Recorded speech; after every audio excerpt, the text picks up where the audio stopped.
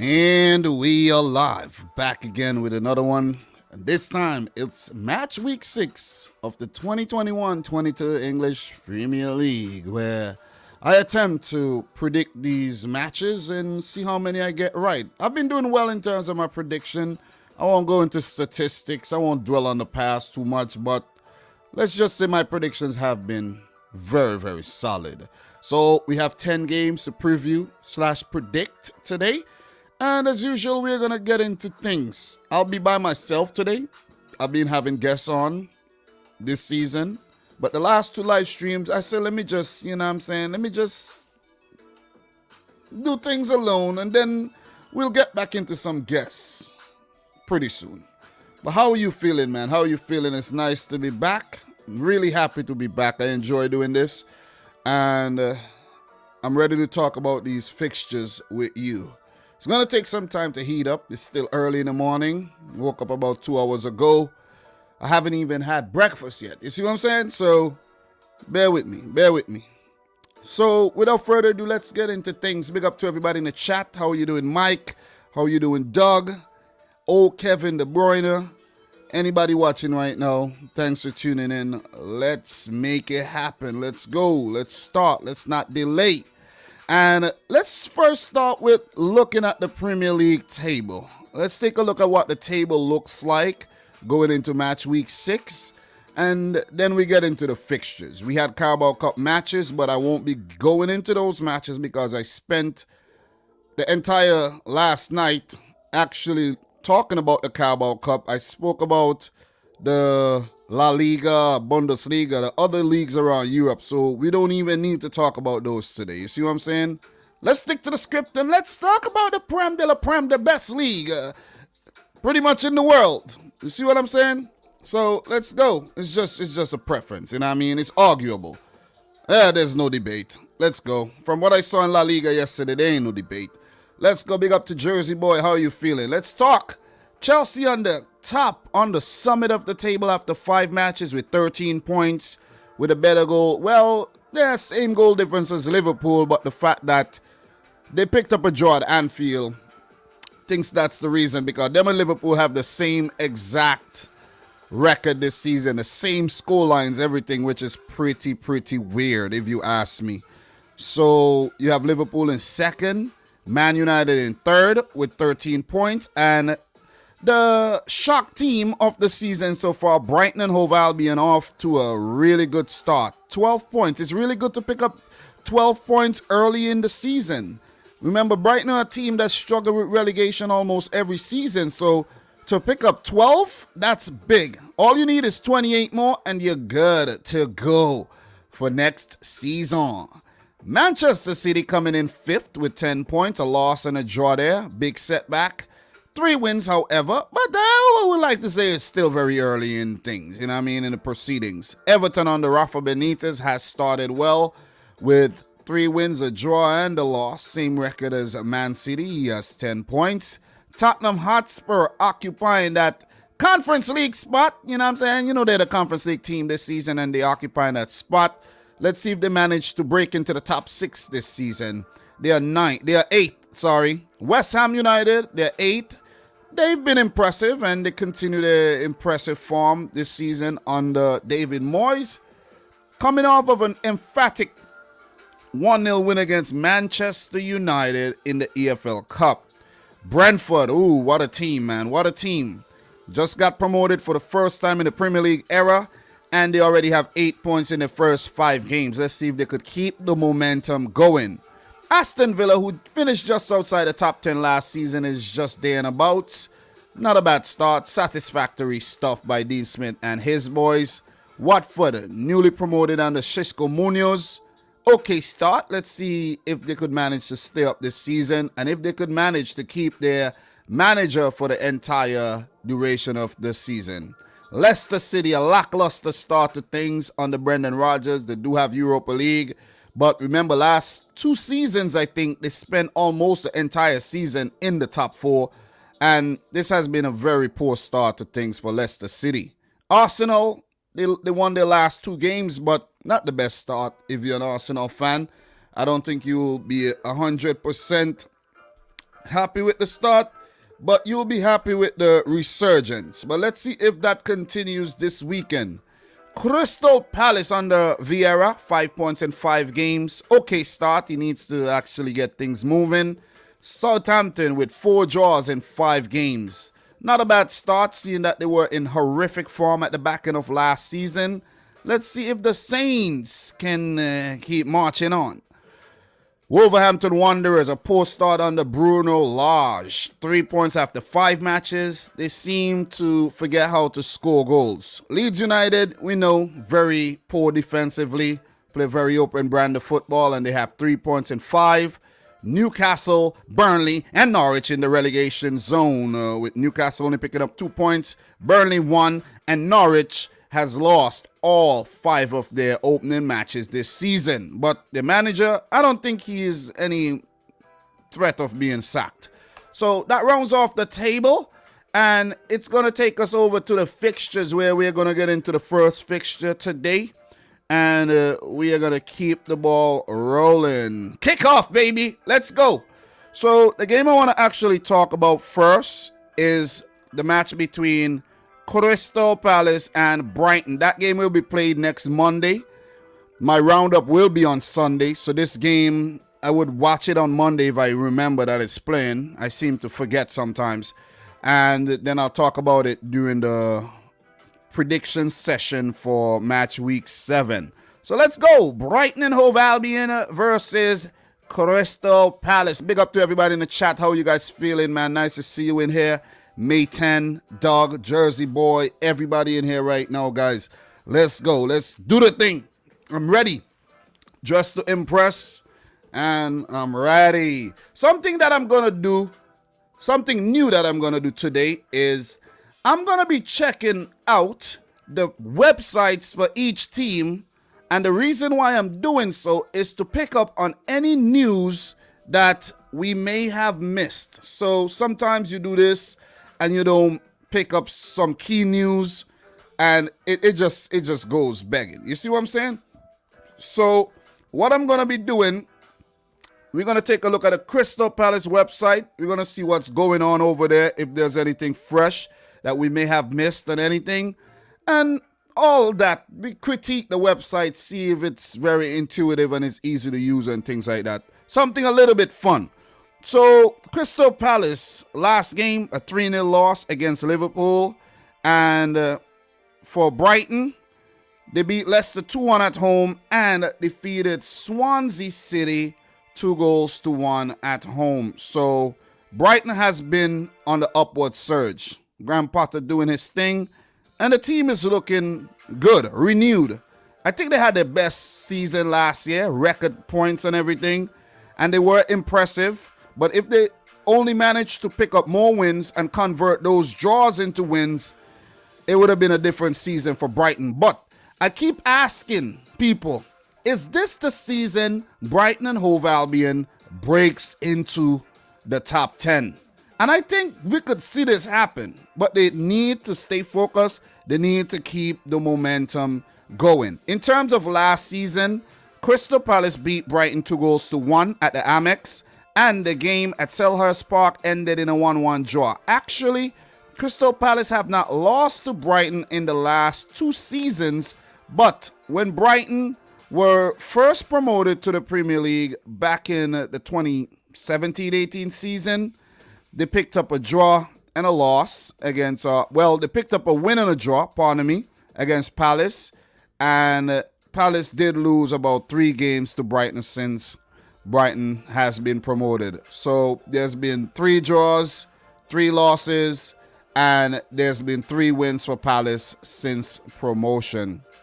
So awesome stuff, man. Awesome stuff. These teams did meet in the championship prior as well.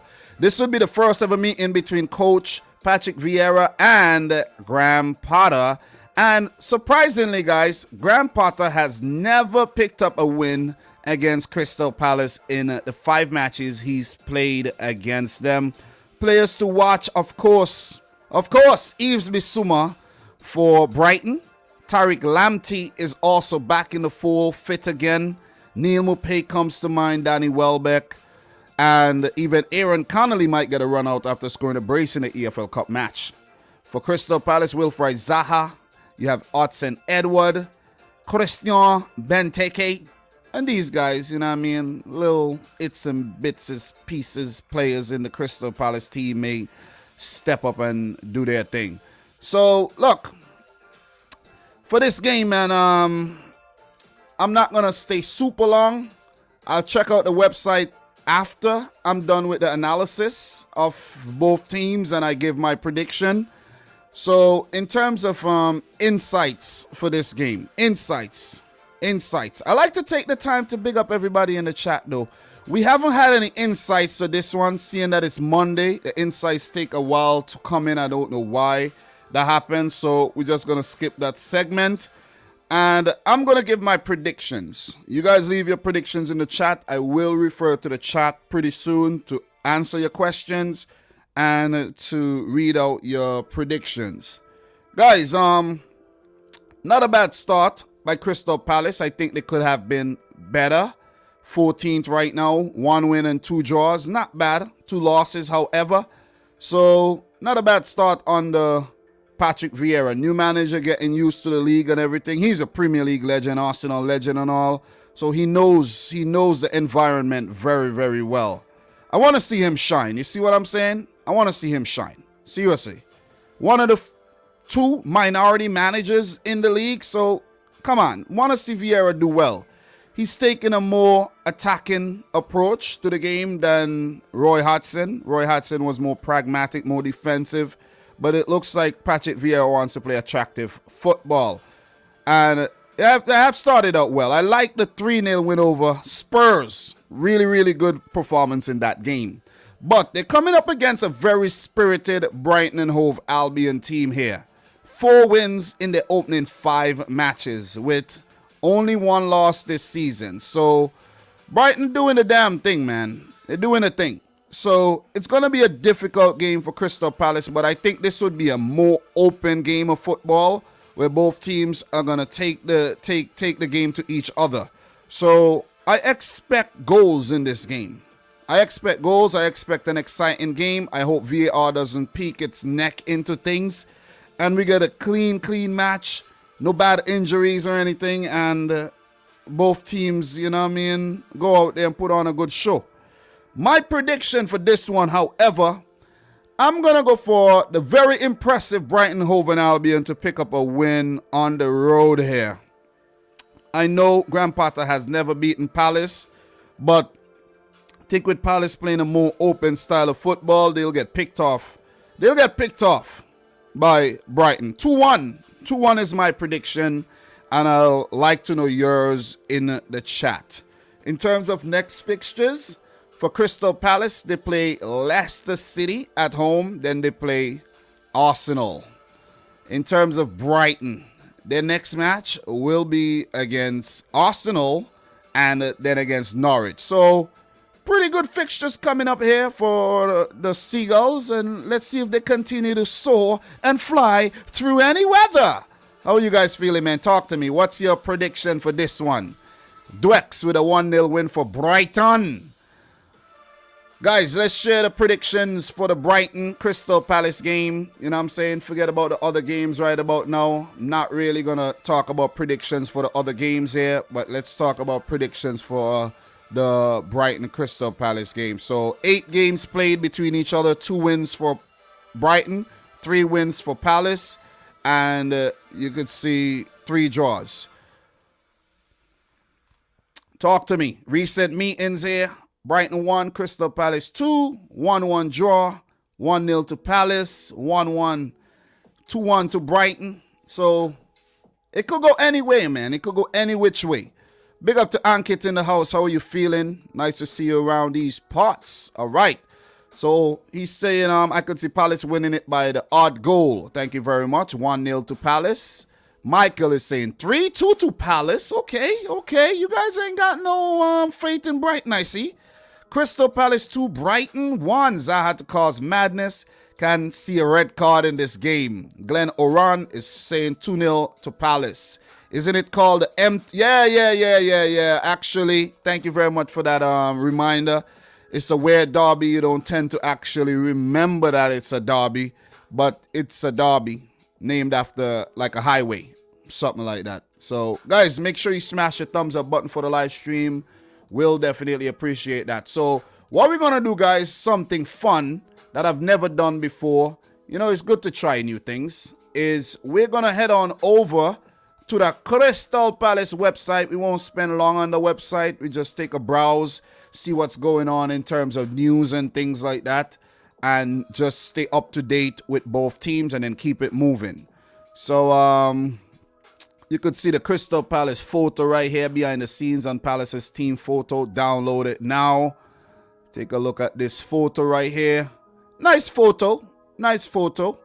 I like these type of photos, you know what I'm saying? Download it. Should I download it? Let me download it. Save image. Yeah, I'm going to just download. No, I'm not downloading it, man. It's not saving in the right format. I have to actually download it from by registering or something. Hell no, I ain't registering. But nice team photo though. You guys look good. You guys look just to impress. So in terms of news, man, let's just click the news section, see if there's anything fresh, any updates here. Paddy McCartney reveals approach under 23 management. Let me see.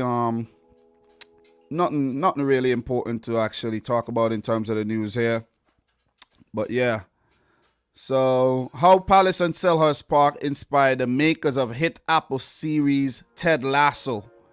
Okay, I think that's a show, right? Yeah, I gotta check out that show. It's a football show. I gotta check that out. And you have a few more things down here. Gallagher reveals pre-match superstition in Palace versus Brighton. Oh, Eze reveals all on England Tech's injury recovery and Patrick Vieira. So you guys go check out the Crystal Palace website and see what's going on over there, man. Terry Long, R.I.P. to Terry Long, 1934 to 2021. Patrick Vieira highlights key area for improvement after Liverpool Palace. Anderson expresses frustration but finds positive after Liverpool clash. So there's a lot of things, but no real big news to actually talk about in terms of the Crystal Palace team. So what we're going to be doing is we're just going to check out the Brighton and Hove Albion website, and then we're going to move right on. Something just fresh, something to just, you know what I mean, freshen things up. It's all about entertainment, right? All right. So look, Brighton and Hove Albion promoting the women's team there. Accept the cookies or you won't be able to scroll properly. Big, man. Everyone delighted for Lamptey. This is the big news. Crystal Palace team news. Bissouma to be assessed. So Bissouma may not feature, but look, the man is determined. You see he went and dyed his hair blue and everything. The man means business. Look out for Yves Bissouma. You could see extended highlights on the website here with Aaron Connolly bagging a brace to defeat the Swans. So Brighton are doing big things, man. You know what I mean? Burn, youngsters impressed again. Talking about the EFL Cup, Jason Steele interview. I think he was the goalkeeper, if I'm not mistaken. Potter pleased with cup progress. That's good. Things are on the up for Brighton and Hove Albion. You can see Jurgen Locadia making a return to the Brighton team and everything. You click more news. See if there's, you know, anything we missed, because the Lamptey thing is very important, man. Everybody loves Lamptey. Everybody loves Lamptey, baby. So, yeah, man, we have to manage Lamptey's return. Indeed. What a quality player, man. Get free shipping on all Superstore orders this Wednesday. There's up to 30% off select lines. So make sure you head on over to the Brighton and Hove Albion shop or the website to get something if you're a Seagulls fan. You know what I mean? So, yeah. Anyways, guys, we're going to keep it moving. We definitely go into K-Pet moving. How's everybody in the chat doing? Make sure you guys like the video. We'll definitely appreciate that. Let's go. So what we're going to be doing, guys, we're going to be moving back over to the fixtures, and we're going to move on to the next game. This might take all day, but I do have time. You see what I'm saying? I did give myself enough time to talk about these games. So, how's everybody feeling? I hope you're doing well. I'm doing well myself. And dressed to impress. You know what I'm saying? I had to. It's kind of hot though. So, I think I'm going to open up this door. Give me 1 second. Yeah. Let me open that door. Let me get my fan on. Because I don't know why I decided to put on this jacket today. It's still pretty warm out. You know what I mean? I don't know. But I like to look fresh, man. You see what I'm saying?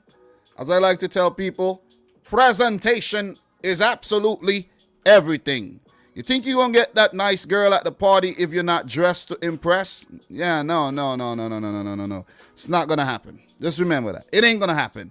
So look, man. Look, Adimola, look, man. Let's move on. Brighton 2, Crystal Palace 1. My prediction for that one. We're going to move into a big one very, very early. Let's go. Let's hot up the thing. And let's talk about Arsenal versus Spurs. Remember, I vowed never to call these guys Tottenham HOT Spur.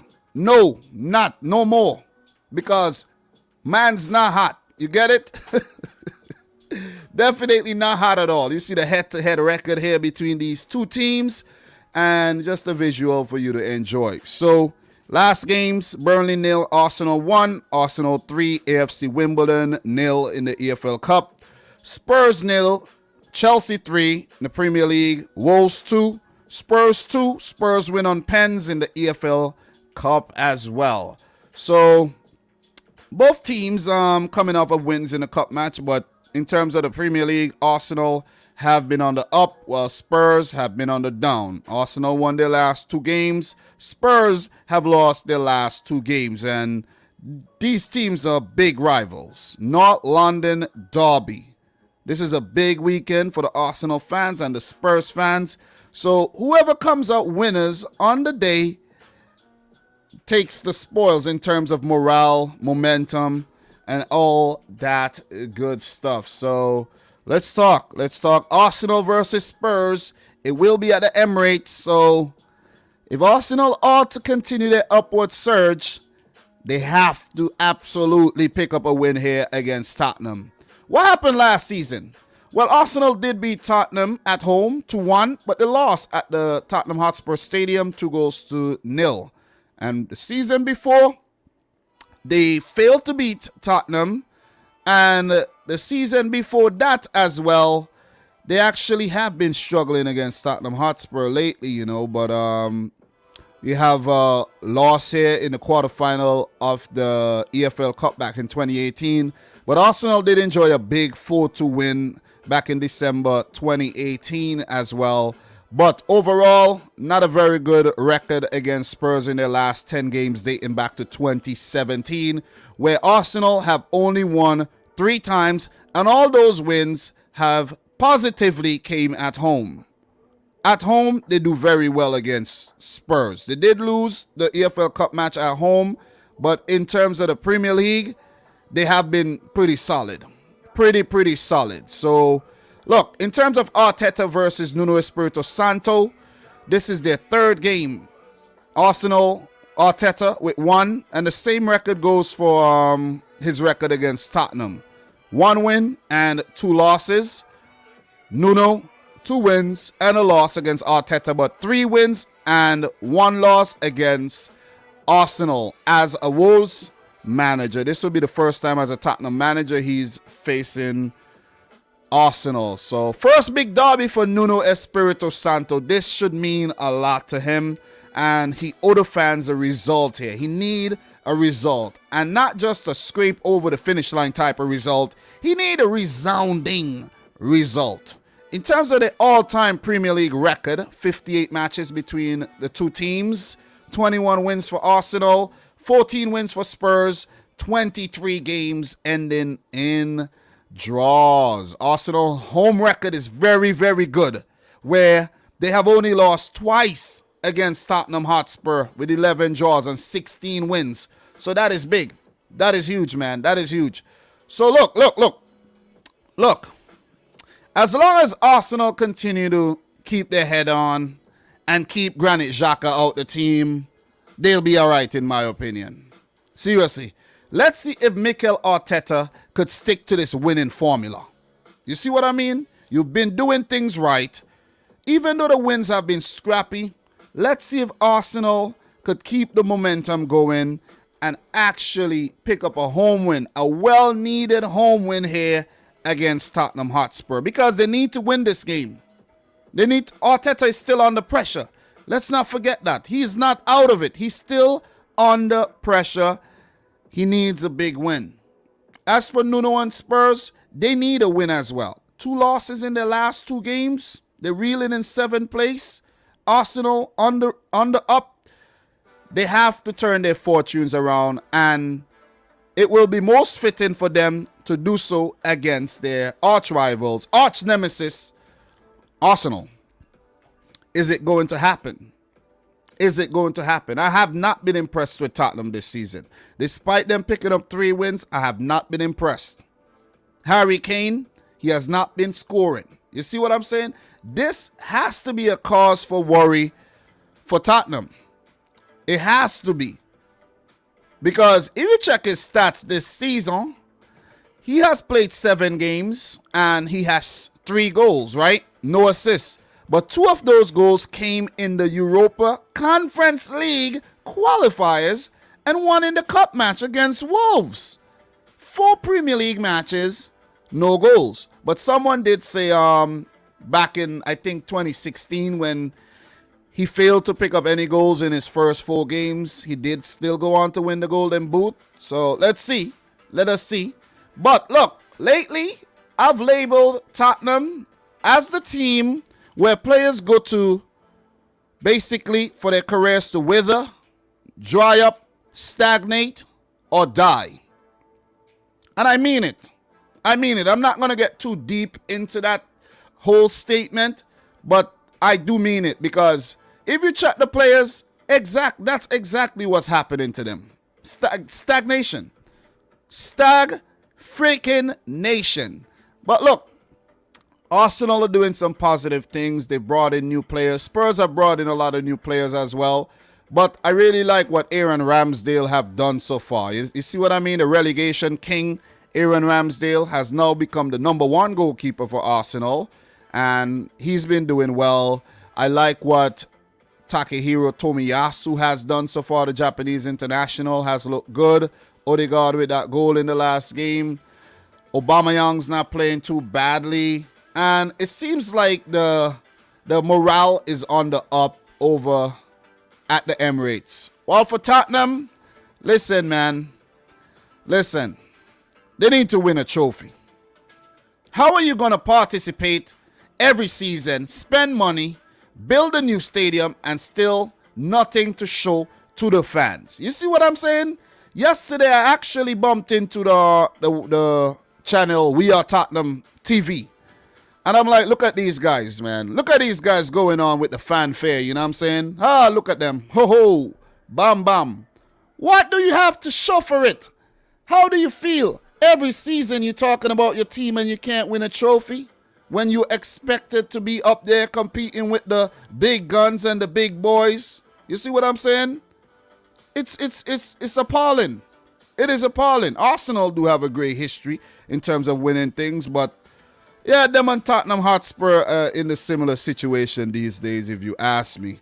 So, look, just to touch on some insight for this game. Arsenal beat Spurs 2-1 in this exact fixture in March. They've not won consecutive league games against Tottenham since doing the double over their rivals in the 2013-14 campaign. Tottenham have won just one of their last 28 away league games against Arsenal, drawing 11 and losing 16, coming from behind to win 3-2 in November of 2010. Since consecutive 0-0 draws at Highbury in the 97-98 and the 98-99 season, Arsenal have scored at least once in each of their last 22 league home games against Spurs. After losing their first 3 league games by an aggregate of 9-0 this season, Arsenal have won both their last 2 by a 1-0 scoreline.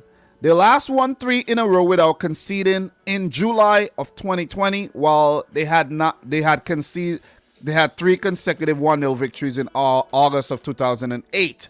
And the last one I have for you, after winning their first 3 league games, all 1-0 this season, Tottenham have lost 3-0 in both of their last 2, with both matches being London derbies. Spurs have never lost 3 consecutive league games by a 3+ goals margin in their entire history. Well, I don't expect this one to end 3-0 in favor of any of these teams, and hence the reason why for this game, I'm going to go level at a 1-1 draw. I think both teams are going to cancel each other out, and the game is going to end in a draw, which will be a very respectable scoreline for both teams, especially Arsenal. But Tottenham will be happy with that to just stop the leaking as well, seeing that they have lost their last 2 games by a 3-0 margin, and they were all London derbies. This is another London derby, and I could see it ending a draw. If any team managed to win it, come on, it will be big. It's a derby. Arsenal versus Tottenham, one of the biggest derbies in the English Premier League, so it'll be big to actually win it. I would love if Arsenal wins it, but I'm going to play it fair. I'm going to be objective and say a 1-1 draw. So, big up to everybody in the chat, man. Big up to Camille Travis, who says some of the best content. Fire. Thank you very much, Camille. Oh, man, you just made my day, and it just started. Fire. Your blood plate. Listen. Big up to Doug. 2-1 to Tottenham. Michael, 2-1. Oh, no, 2-1 to Arsenal. Whoa. 2-1 to Arsenal as well, says Mike. Camille Travis, a 2-2 draw. Koza Clapper in the house, 2-1 to Arsenal. What else we got here in terms of predictions? Michael says, we'll see also if Arteta starts Leno or Ramsdale. Bro, Ramsdale is going to start. He's not starting Leno. Leno is a cup keeper now, bro. Leno's going to start in the FA Cup and the Carabao Cup. He ain't starting. Not starting. It should be Ramsdale. He's been impressive and commanding of that defense. Yeah, the thing is with Ramsdale seems to be a little bit better with his feet than Leno, who seems very error prone.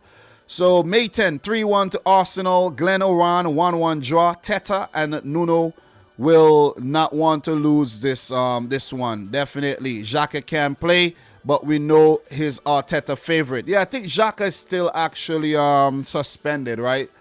Did check that one. Jordan Hyman in the house. How you doing, Jordan? 2-0. I can see Arsenal getting a better of Spurs. It's their cup final this year. Spurs will just counterattack with Kane at CDM. Love that one. I think Kane has been playing very deep, and he needs to change his approach. It might be a great thing that Man City did not get Kane this season, It might just have been a great thing. Listen, sometimes, man, let me tell you guys something. Sometimes you miss out on that girl, or if you are a girl, you miss out on that guy, and it turns out to be like, oh man, I just dodged the bullet there. You see what I'm saying? Oh my God. Jesus. Oh man. Woo, that person is a train wreck. Yeah. I think we might just have dodged the bullet with Harry Kane. Sometimes when things don't work out, it just probably worked out. You see what I'm saying? You have to look at things that way. Got to look at it that way. Got to look at the brighter side of things, man. Even though we missed out and we did not get a striker, maybe we didn't need Harry Kane. Just want to put that out there. Doug, Granit Xhaka will be available as the ban covers the League Cup games too. Yeah, I did see he was banned, but let's hope for Arsenal's sake they don't bring Granit Xhaka in. He's the club captain, right? He doesn't have to start. Mark Noble is the club captain of West Ham. He doesn't start. So 1-1, Jersey boy. 2-2, Robert. Jason in the house. Jason is saying a 4-0 to Arsenal. Wow. Haven, 0-0. Will be boring. Sonam, 5-0 to... Okay, Sonam, sorry, bro. We're not ready yet. Draw in that game, the North London Derby. Thank you guys for sharing your prediction. Let's do the fun things and let's head on over to the Arsenal website real quick and see what's going on here in terms of any news we may have missed. Tell me if you guys actually enjoy this part of the segment where I just put in the website and see what's going on there in terms of news, man. You see what I'm saying? You see what I'm saying? So you can see Aubameyang here in front of a auto parts store. Arsenal supporters auto parts. Obama teams up with local business auto parts who will present the North London derby at the Emirates. Awesome stuff, man. That's good. That's good. Linking up with the local businesses. As you guys could see here, the team photo. Team photos in the house. You saw the Crystal Palace one, and now you see the Arsenal one. They need to get some of these guys out the team photo, if you ask me, though. Guys like Kolasinac has to go. Oh, that keeper is mad tall, though. Why they don't use him? Damn, he's big. Jesus Christ. Wow. But anyways, still got a lot of bum players at the Arsenal team that needs to go. Definitely. And we won't be staying forever on this. So let's just check the news teams. Let me see. News. Let's check the latest news. Arsenal East Pass, AFC Wimbledon. Arteta, the fans made a spectacular evening. Yes, Arteta did come out and praise the fact that there was 50,000 fans at the stadium for the home game in the Carabao Cup. And he said that, wow, 50,000 fans at a cup game. If only some teams could have this type of numbers. I'm wondering if he's actually sending shots at Manchester City. I doubt, though. I doubt, because listen, it just might be with Pep doing what he did last time around in the Champions League game. You never know, man. Arteta might just be throwing shots. You see what I'm saying? And the exact statement reads, to have 50,000 fans in the Carabao Cup on a Wednesday night is pretty special, and it doesn't happen in many places. Ooh! Ooh! I'm just giving you guys a tea. That's all. That is all. That's all. Arteta on the win. Partey, Nketiah, and Lacazette. And Arsenal will face Leeds in the Carabao Cup 4th round. And that's what's going on there in terms of the Arsenal news. Okay, the club also announces eToro as new partner. Think that's a cryptocurrency website, if I'm not mistaken. So, yeah, let's just click this and see what's going on there. Club announces eToro as new partner. We are delighted to announce a new and exciting partnership with global multi-asset investment platform eToro on a multi-year deal. Awesome stuff. So it is a crypto website, crypto EFTs, you know, stocks and things like that. So nice little partnership. There's also been some ruckus created over the whole Visit Rwanda sponsorship, since there's been some drama going on down in Rwanda with the Hotel Rwanda manager who was in that movie and everything, given 25 years prison sentence. So I won't be getting too deep into that one. And that's just what's going on there with Arsenal FC. What we're going to be doing, we're going to be moving over to the Tottenham Hotspur website, see if we could catch any news that we may have missed or anything, and you know, touch on that and then move on to the next game. I got to keep it moving, because if I continue to see forever on these things, it will take all day. And I have about 2 hours left to do this not this website thing. 2 hours left to do this this live stream. 2 hours max. So the Tottenham website, mediocre website. You see what I'm telling you about? Mediocre website. I'm not even saying this to joke or anything. This is a poor layout. This website is poorly laid out. Poor. Like, how am I supposed to know that little thing there I'm supposed to click? Like, come on, man. Come on. You see what I mean? Ridiculous. Tottenham, the club, to apply for license standing area at Tottenham Hotspur Stadium. Let me just say this about the standing area, right? It's not a good idea. I've seen the standing areas when Tottenham played Rennes, and these fans were running down the stadium when they scored. And I'm like, somebody's going to get seriously homicided. Somebody's going to catch a body running down them freaking steps, man. It is not a good idea. It is not a good idea. Seeing that there's so many freaking hooligans that watch football over in England. Big up to Josh Byrne in the house. How are you feeling?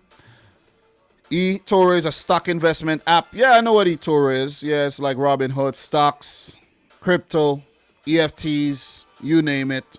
But yeah, let's just go back. Was I not on the website?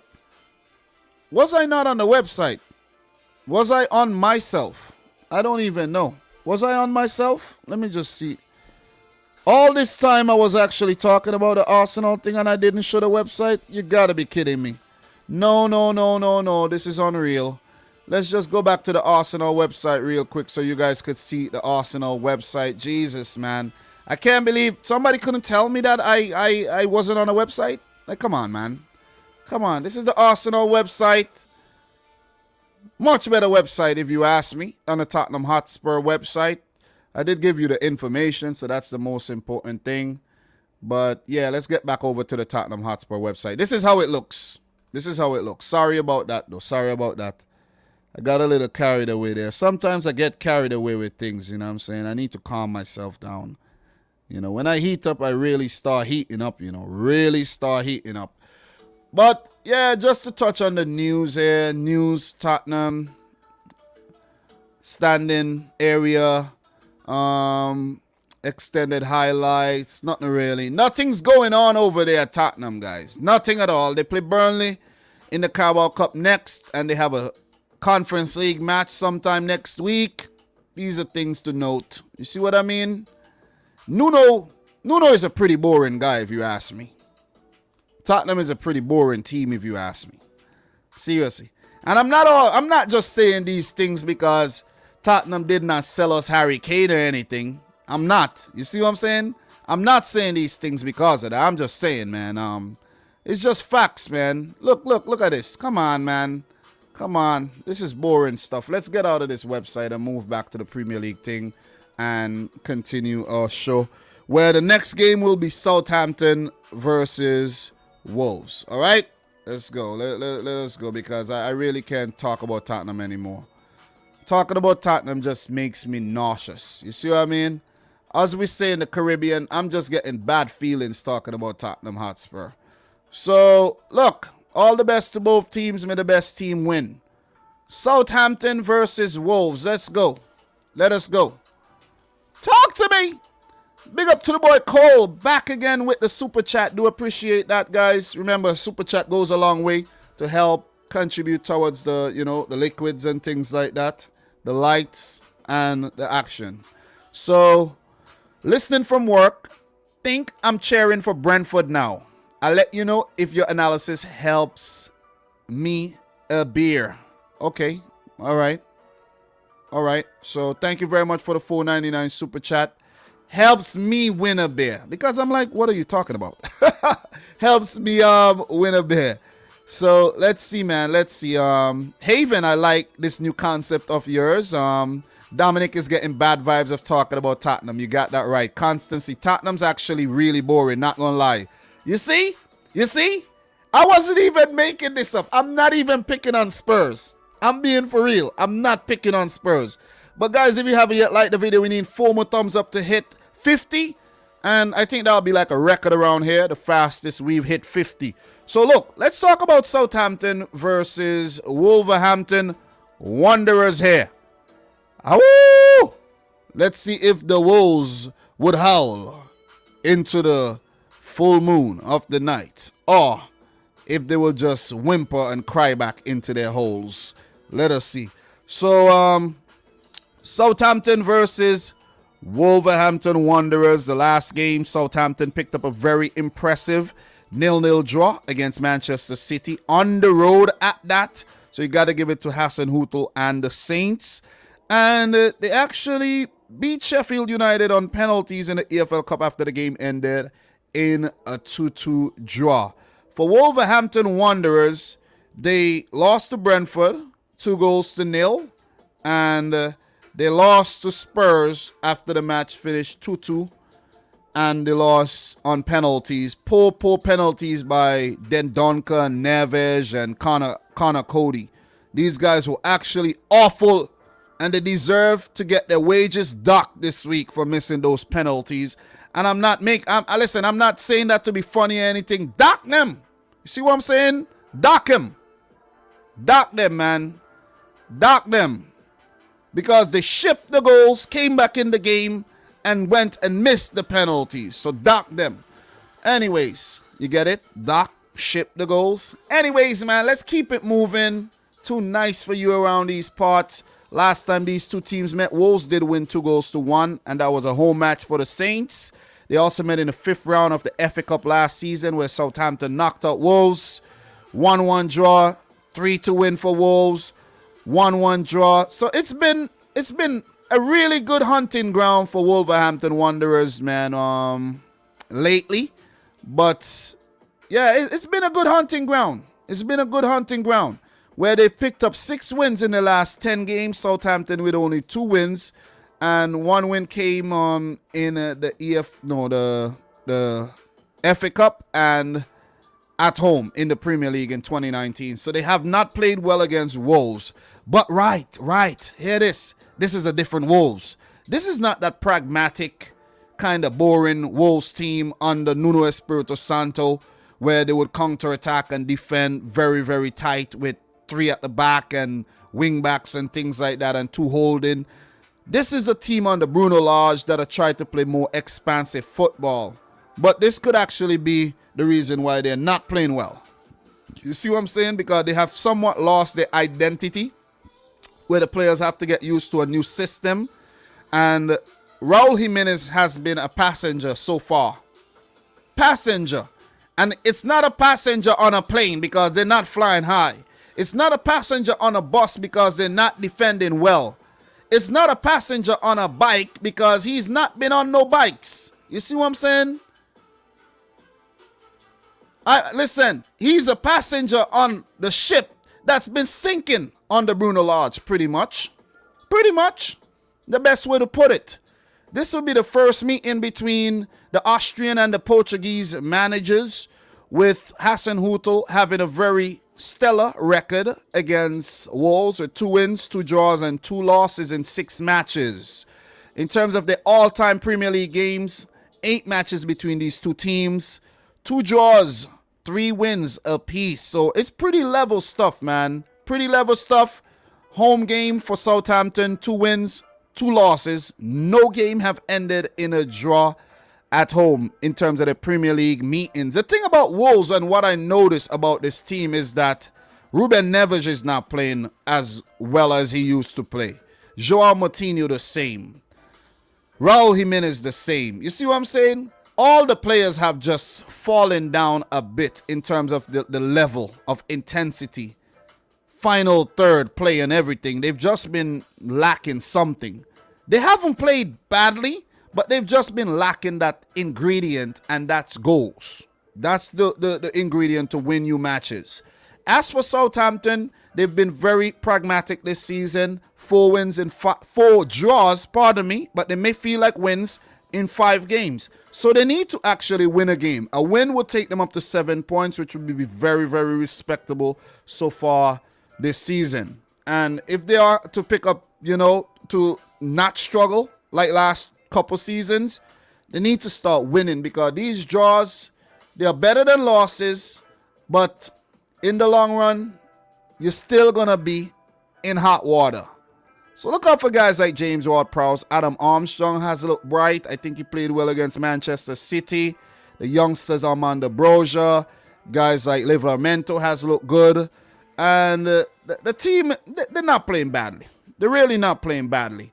So look, in terms of some insights, let me give you some insights between these two teams, and then we'll keep it moving. I think today might actually be a long-ass live stream, I've been streaming for almost an hour, and I haven't even covered 4 games. But I'm giving you guys some good information, though, so that's a great thing. Southampton have won just one of their last 10 league meetings with Wolves, drawing 5 and losing 4. Not a very good record. A 3-1 home win in April of 2019. But look, there's been draws, so that's positive. Wolves have won their last 2 Premier League away games against Southampton, as many victories as they've managed in their previous 14 league visits to St. Mary's / the Dells combined, drawing 3 and losing 9. But remember, this is under a new manager, so things could actually change here. Southampton have opened the scoring in each of their last 5 Premier League meetings with Wolves. They won the first time around 3-1 in April 2019, but have failed to win any of their subsequent 4, drawing 2 and losing 2. Game management. You need game management.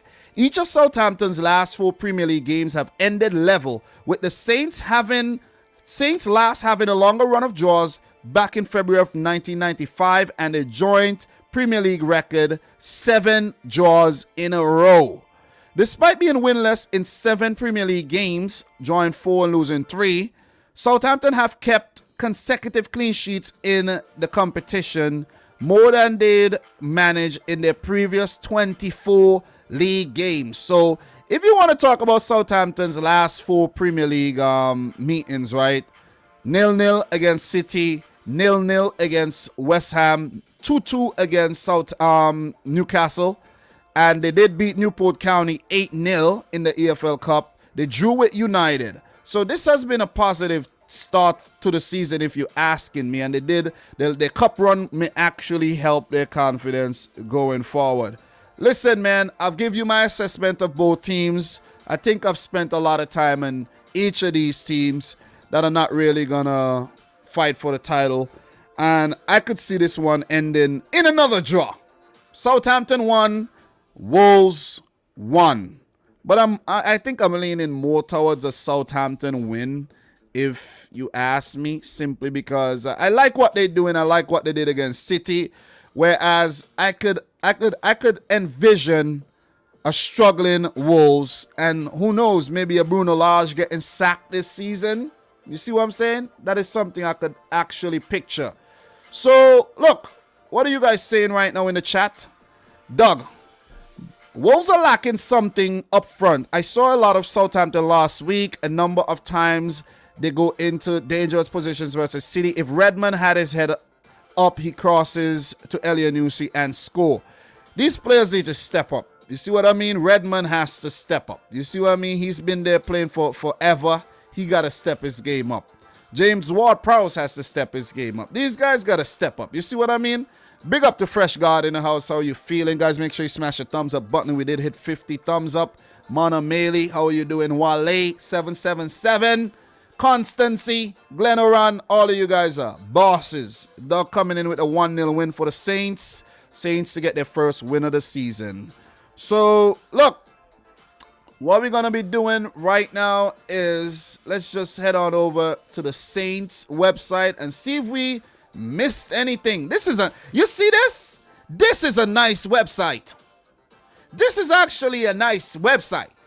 This is a sweet website. You see what I'm saying? So, okay. You guys thought I was picking on Tottenham, but this is a nice website, man. Discover unrivaled experiences. Just what does that say? Just £1,500. Register your interest. Hospitality on sale now. I guess hospitality suites are on sale, man. Go check it out if you got money like that. So we have the news. Let's find the news. More. The news should be somewhere here, you know. I think the news might be on the front page right here. It might be, yeah, the news might be right here. Saints Live. I like this website, though. I like this website. I think they're missing like a news tab, though. I think this is actually the news tab, which is right there for you not to actually look around. It's right there. Refund process for Man United now complete. They're handling their business, you know what I'm saying? Not much news to actually get into. So you could see what's going on over at Southampton. Happy birthday to Romain Parra as well. Not much to actually talk about, but we will work with Lianco, young Brazilian centre-back brought in as well. And good luck to the man. I'm pretty sure Wolverhampton Wanderers have a nice website. I could just smell it. I could smell it from a distance. That nice yellow and everything. I could sniff it. I could sniff it out. Let's go over to the Wolves website and see if we're missing anything over there. All right, Wolves. Ow! They're actually sponsored by Bitcoin on the sleeve there, so I like that, man. Very progressive. Very, very progressive. Check on the news here. Latest news. You guys can see Wolf launch dedicated academy website. That is huge. That is huge. Quiz. Wolves' FIFA 22 player ratings. Guys, if you haven't yet checked out the player ratings I did on Liverpool and Manchester City, go check it out. Foundation, Wolves Foundation link up with his church charity. I also run into an article that Wolves actually launch a record label or something like that. I'm pretty sure I run into something like that, man. So that is very interesting. I don't think they have it on the website. They probably have it somewhere on the website here. Yep. You think I'm joking? You think I'm joking around? I'm not joking around. It's right there. It is right there. That's why I tell you this segment, genius. Wolves launch music label Wolves Records. Jesus Christ. They need to sign up Hasey. They need to sign up Memphis Depay and all them guys who be rapping and play football. Oh boy, Wolves have teamed up with Warner Music UK's Alternative Distribution Alliance, ADA, the multi-award winning label services division, to launch a groundbreaking new venture as the first UK football club to launch a record label. The label, Wolves Records, is an ambitious and unique proposition that will unite two of the world's biggest passions, football and music. Wolves Records will see performing artists benefit from the reach of a Premier League football club's global audience, while also gaining access to ADA's marketing and distribution expertise, giving unprecedented exposure and opportunities to emerging artists. The label is already inviting track submissions from local, national, and international solo acts, bands, and producers for consideration via the website Wolves Records. Oh boy, I'm not going to get into this whole article. You're going to take me forever and ever and ever. But I got to say, man, this is really ambitious. Oh, let's see if we get Adama Traore on a track. You see what I'm saying? Let's see if we get a few of these guys on a track. Come on, let's see who can spit the best. Let us see. But this is nice. I like that. Let me know your thoughts on that in the chat, please. Let's keep it moving. Let us go. We got more to talk about. Anything that we've missed? Yeah. Wolves, you got problems to deal with on the field. Let's not worry too much about the record deals and the record labels and things like that. So that does it for these websites. We're going to move right on. And let's talk about the big fixture. Won't delay it. But before we do, this is not the big fixture. This is a small fixture. I'm sorry there. Sorry. It's not a big fixture. It's a small fixture. But it's big. It could be big. It could be big if it ends up being a win for the underdog team here. Brentford versus Liverpool. Let's go. Let us go. We will not delay. And we won't leave that one for last. Let's talk about it. Brentford versus Liverpool. Ooh. Brentford 2, Wolves 0 away. Brentford 7, Oldham Athletic 0. Brentford has been on absolute fire lately.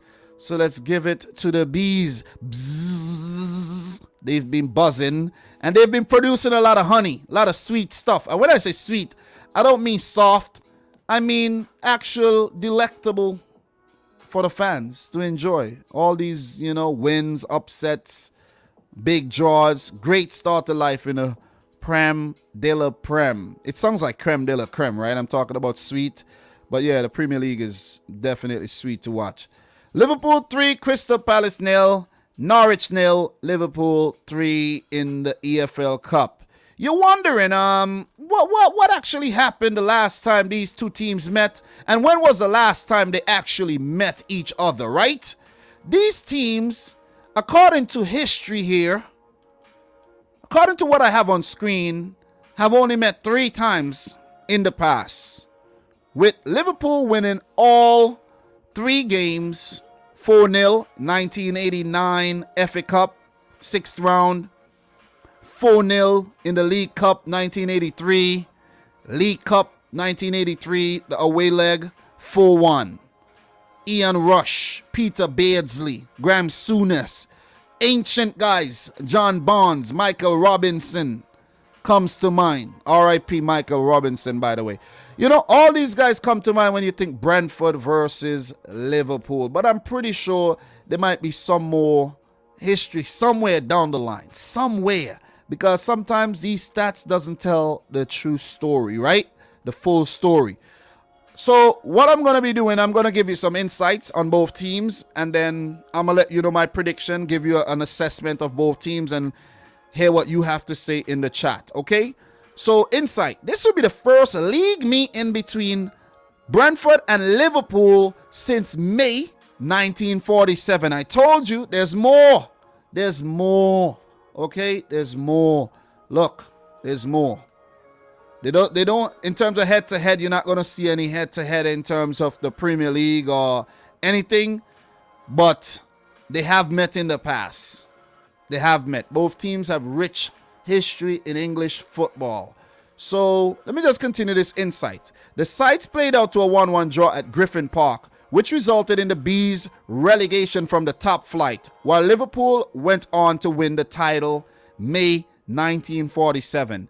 In all competitions, Liverpool have won their last 4 meetings with Brentford, scoring 14 goals and conceding just twice. However, this is the first meeting between the sides since a 4-0 win for the Reds at Anfield in the FA Cup in March of 1989.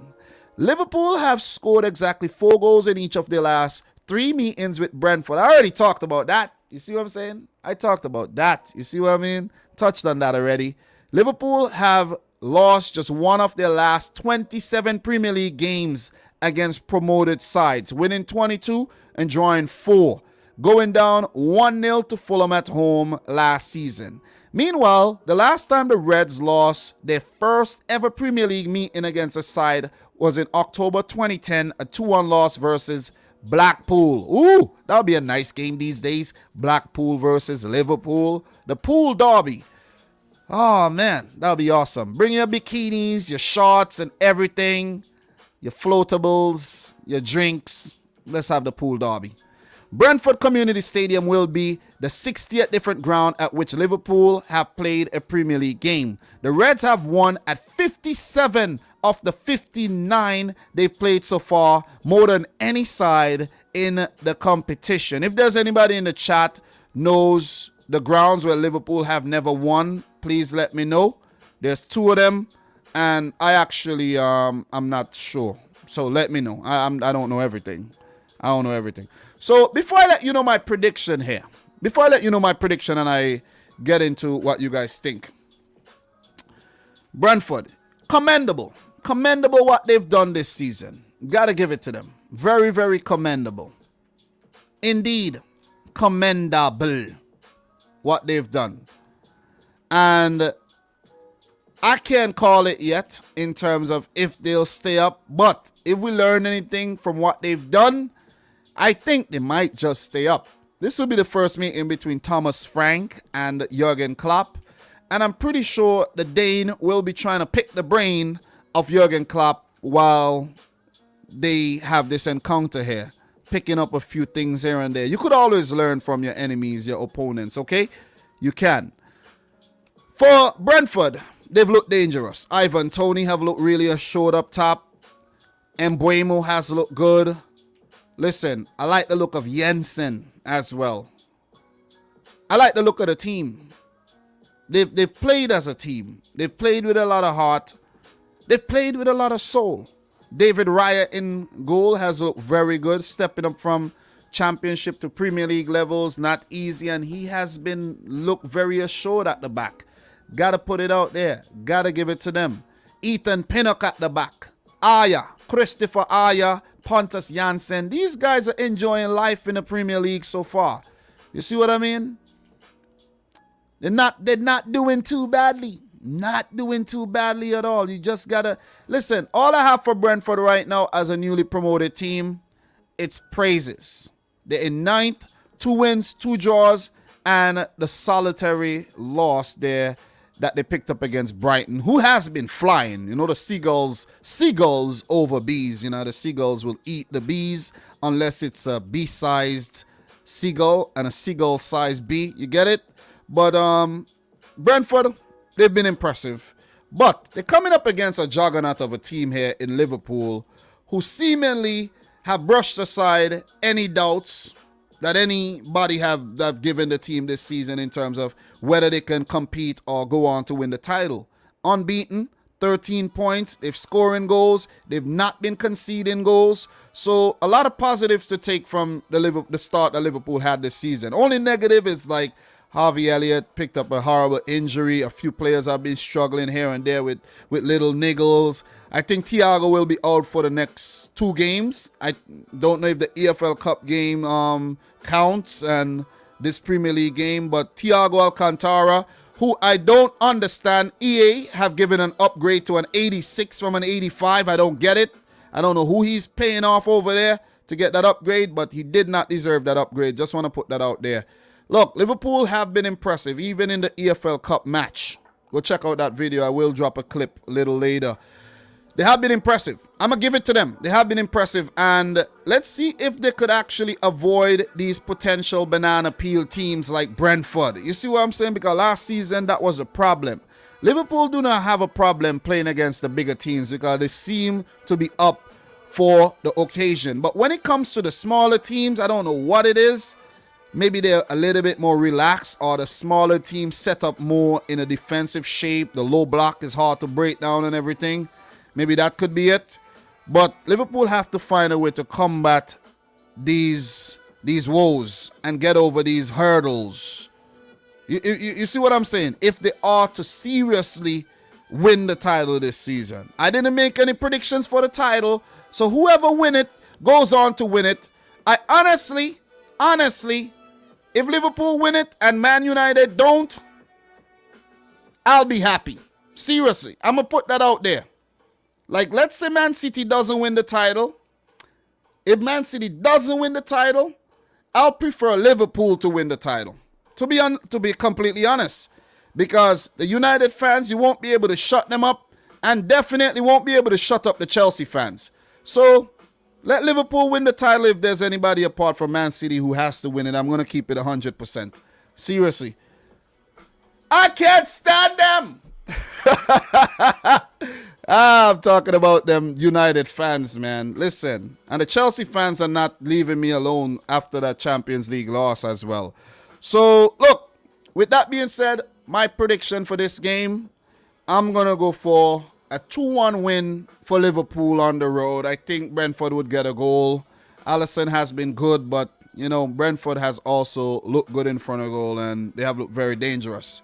So, yeah, I'm not going to get into starting 11s and things like that or whatever, but Liverpool, not bad. Salah has been in good form. Jota needs to get his act together. Mane as well.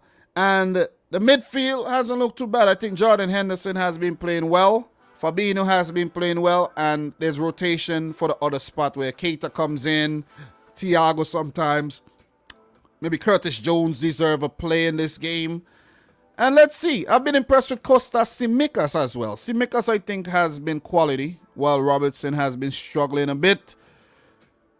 Let's see what Trent Alexander-Arnold does if he features in this game. He's been out with some illness. But if he doesn't play, James Milner has been a stalwart in every position you need him to play. Left back, right back, midfield.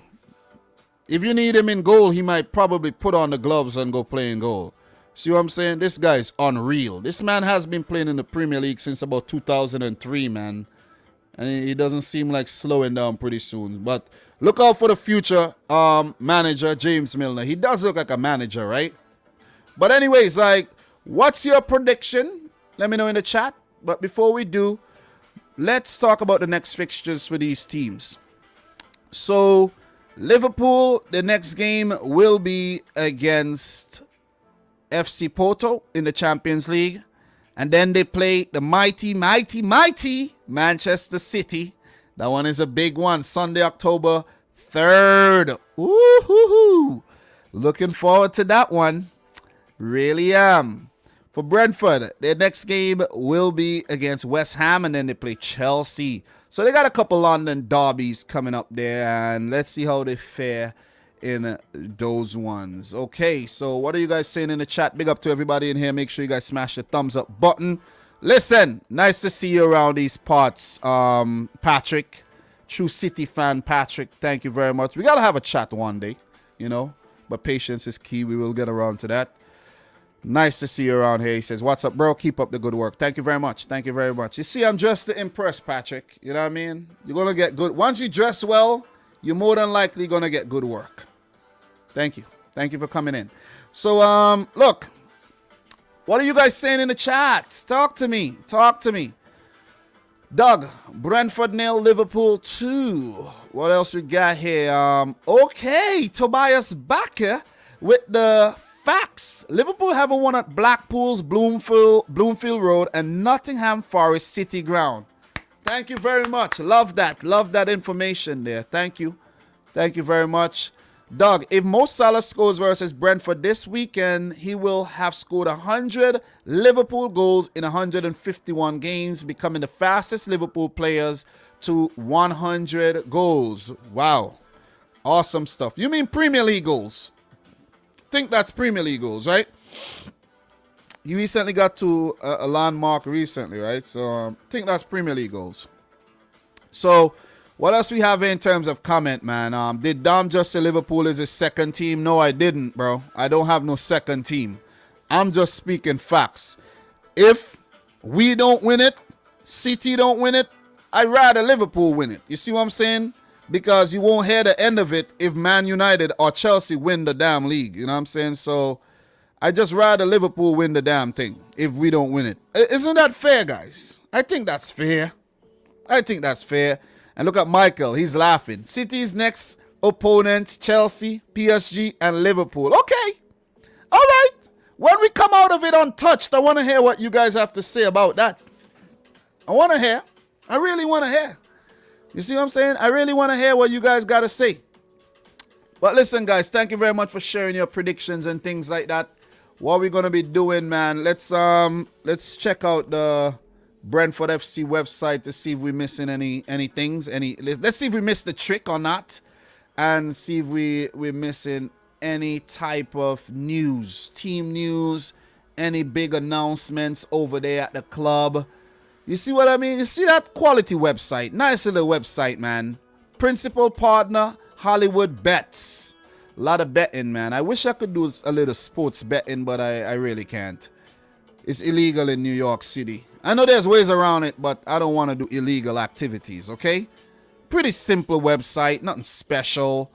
But Brentford woman B, pick a point, playoff heartbreak, promotion, and beating Arsenal. A video, Thomas Frank talking here, Brentford B team, Matt Strupp, Post Hampton, and Richmond Borough. Brentford FC advertising partnership executive role. There's a lot of things, man. Brentford, a progressive club, doing the damn business. I like to take some time to big up to this man right here. You see this guy?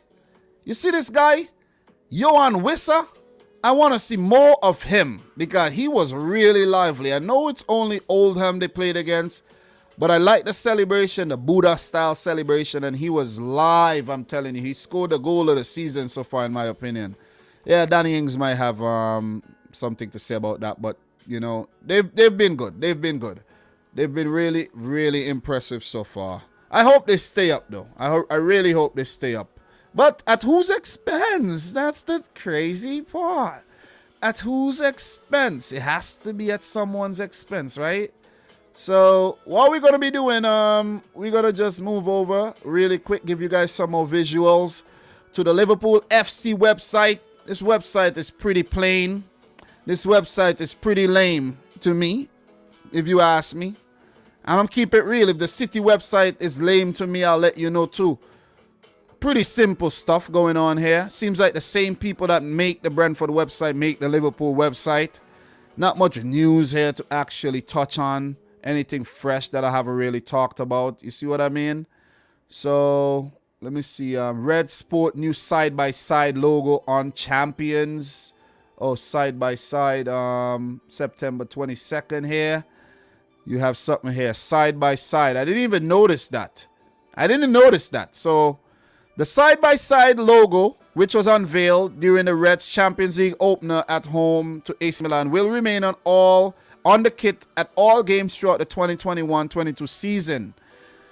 Side by Side is the groundbreaking partnership between LFC Foundation and international children's charity Right to Play. Using the power of sport and play, the Side by Side programs transforms the lives of vulnerable children at home and away. The partnership enables children in the world's most deprived communities to access innovative and high-impact programs in safe and secure play spaces. Awesome initiative, man. Big up to the Reds. You're doing some great things there. Really, really, really doing some great things. There's also been news on Anfield Road stand expansion confirmed. More fans at the stadium. That's always a good thing, right? That's always a good thing. You know what I mean? Especially if you're a City fan. That's a very good thing. And it's some little bits and pieces news out here. Out now, Liverpool new third kit. McDonald's kit is out. So go pick up your McDonald's kit with the purchase of a Happy Meal. What else we got here? Free coach offer for Liverpool FC woman. What else we got here, man? Yeah, not much, but I like to take the time to say big up to Cade Gordon, man. This kid is special, and I have a little clip dropping on him a bit later. The kid is special. I just want to put that out there. The kid is nice.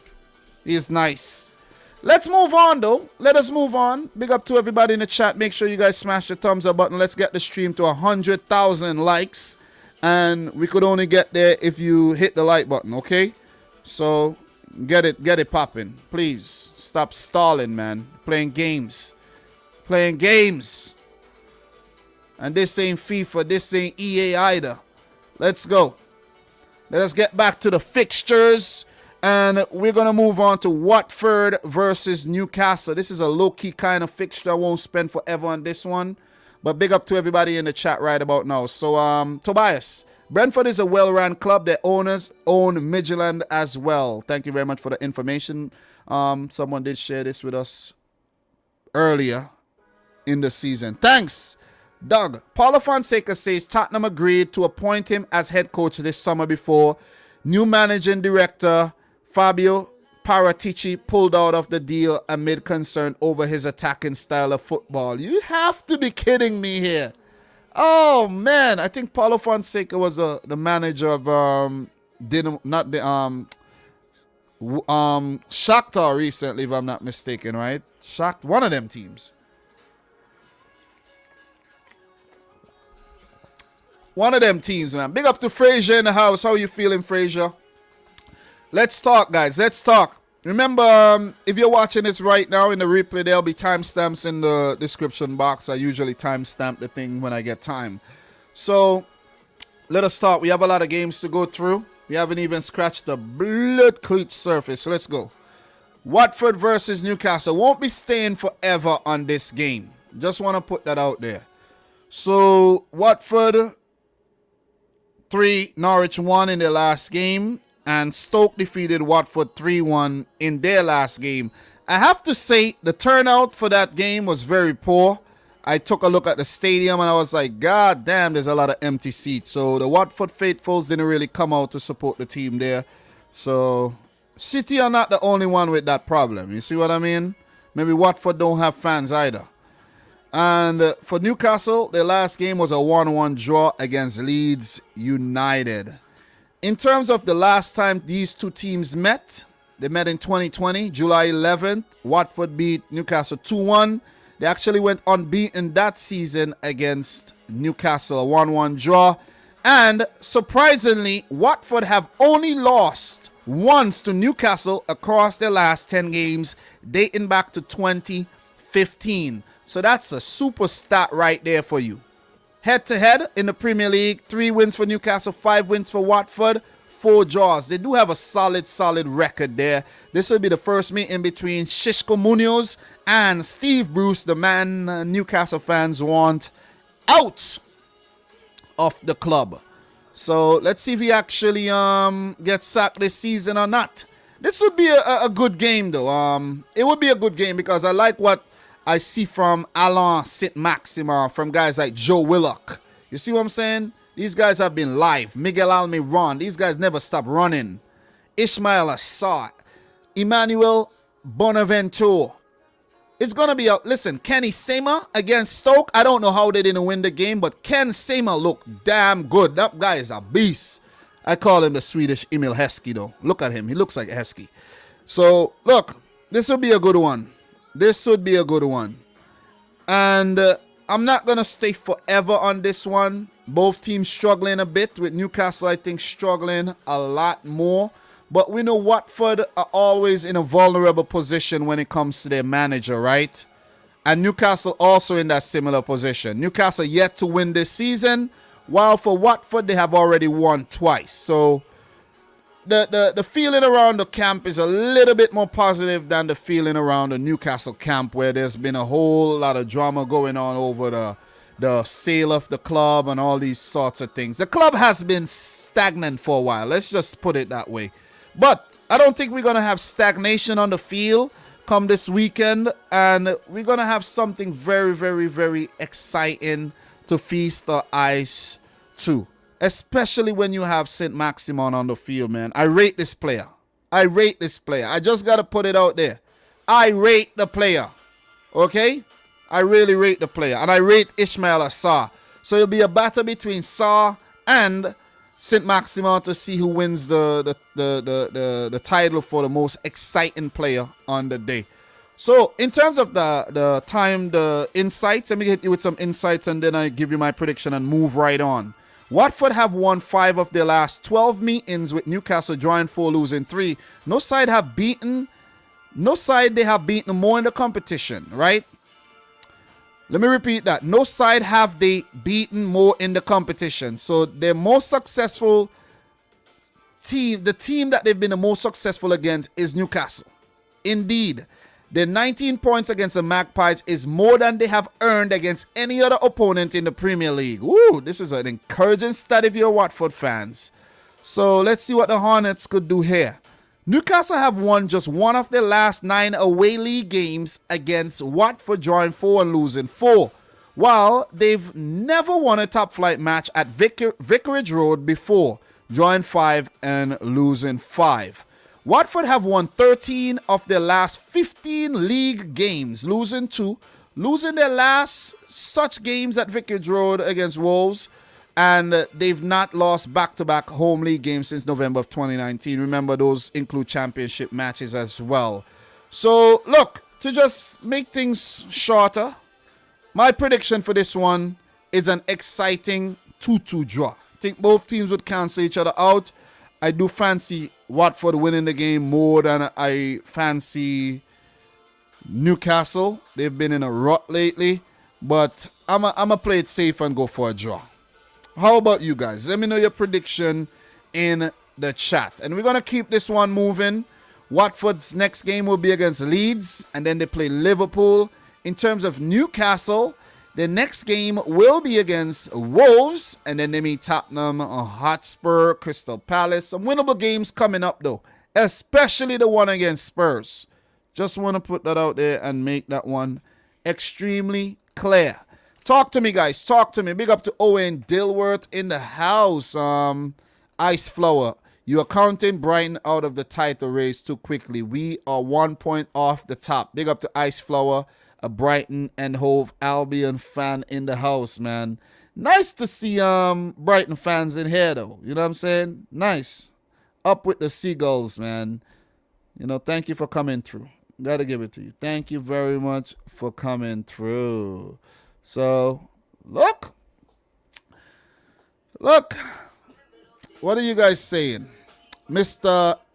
Ezenwata, Liverpool, 2-1 away win. Thank you very much. Dennis could be a game changer for Watford. What else we got here? I like to read your comments. You know, you guys, without you guys, this is nothing, man. Just want to put it out there. It's nothing. We need 20 more likes to get to 100 thumbs up. 19. So make sure you smash the thumbs up button, man. I'll definitely appreciate that. So, Robert, stop with the promotion. No self-promotion, Robert, without asking permission. Just want to put that out there, Robert. I love you, Robert, but stop it. Anyways, you don't want to set a bad precedent around here, Robert. Okay? Disappointed in that. Anyways. Stop it! You see what I'm saying? Anyways, man. Watford FC. Look, let's see if we miss anything in terms of Watford. Let's head on over to their website and let's see. I like to big up Watford though for actually getting that Dogecoin sponsorship on their sleeve. It wasn't directly from Dogecoin, but it's from a crypto website as well. We check the news here. Troy Deeney, man. Oh, man. Troy Deeney. He's playing for Birmingham City right now. And I recently ran into a statement made by Troy Deeney where he said, if before the game he sees Cristiano Ronaldo eating horse shit, he's going to eat it too. And I was like, listen, I'm with you, bro. Because what Cristiano Ronaldo has been doing is absolutely bonkers. You see what I mean? Too bad he went back to Manchester United, though. You know what I'm saying? But yeah, Troy Deeney, and he said lately that he receives a lot of racial, abuse online all the time. So listen, if you guys don't know, when Watford put the Bitcoin logo on their sleeves, Bitcoin was like about less than 10,000 a piece, and since then Bitcoin has hit about 60,000 for one. So let's hope the same thing happened for Dogecoin, if you're a Dogecoin investor as well, like myself. But let's see if there's any team news that we may have missed. So Munoz is saying, important to build momentum against Newcastle. And you have team news here, Watford versus Newcastle. Let's just click on this, see if we pick up anything. Daniel Batman is a fitness doubt for the weekend. So just remember that one. Minor knee problem. And you have Kiko Femini has returned to full training after his withdrawal at Carrow Road. Brazilian forward João Pedro, who hasn't featured since May, is also training with the squad and may be considered in the weekend. Peter Itabo is certainly available for a return to action, having missed the Stoke City Cup under the terms of his loan agreement with the Potters. So these are some, little team news here and there. Ex-Magpie Musa Sissoko would come up against his old team as well. And even Danny Rose, who had a loan stint there, would come up against his old team.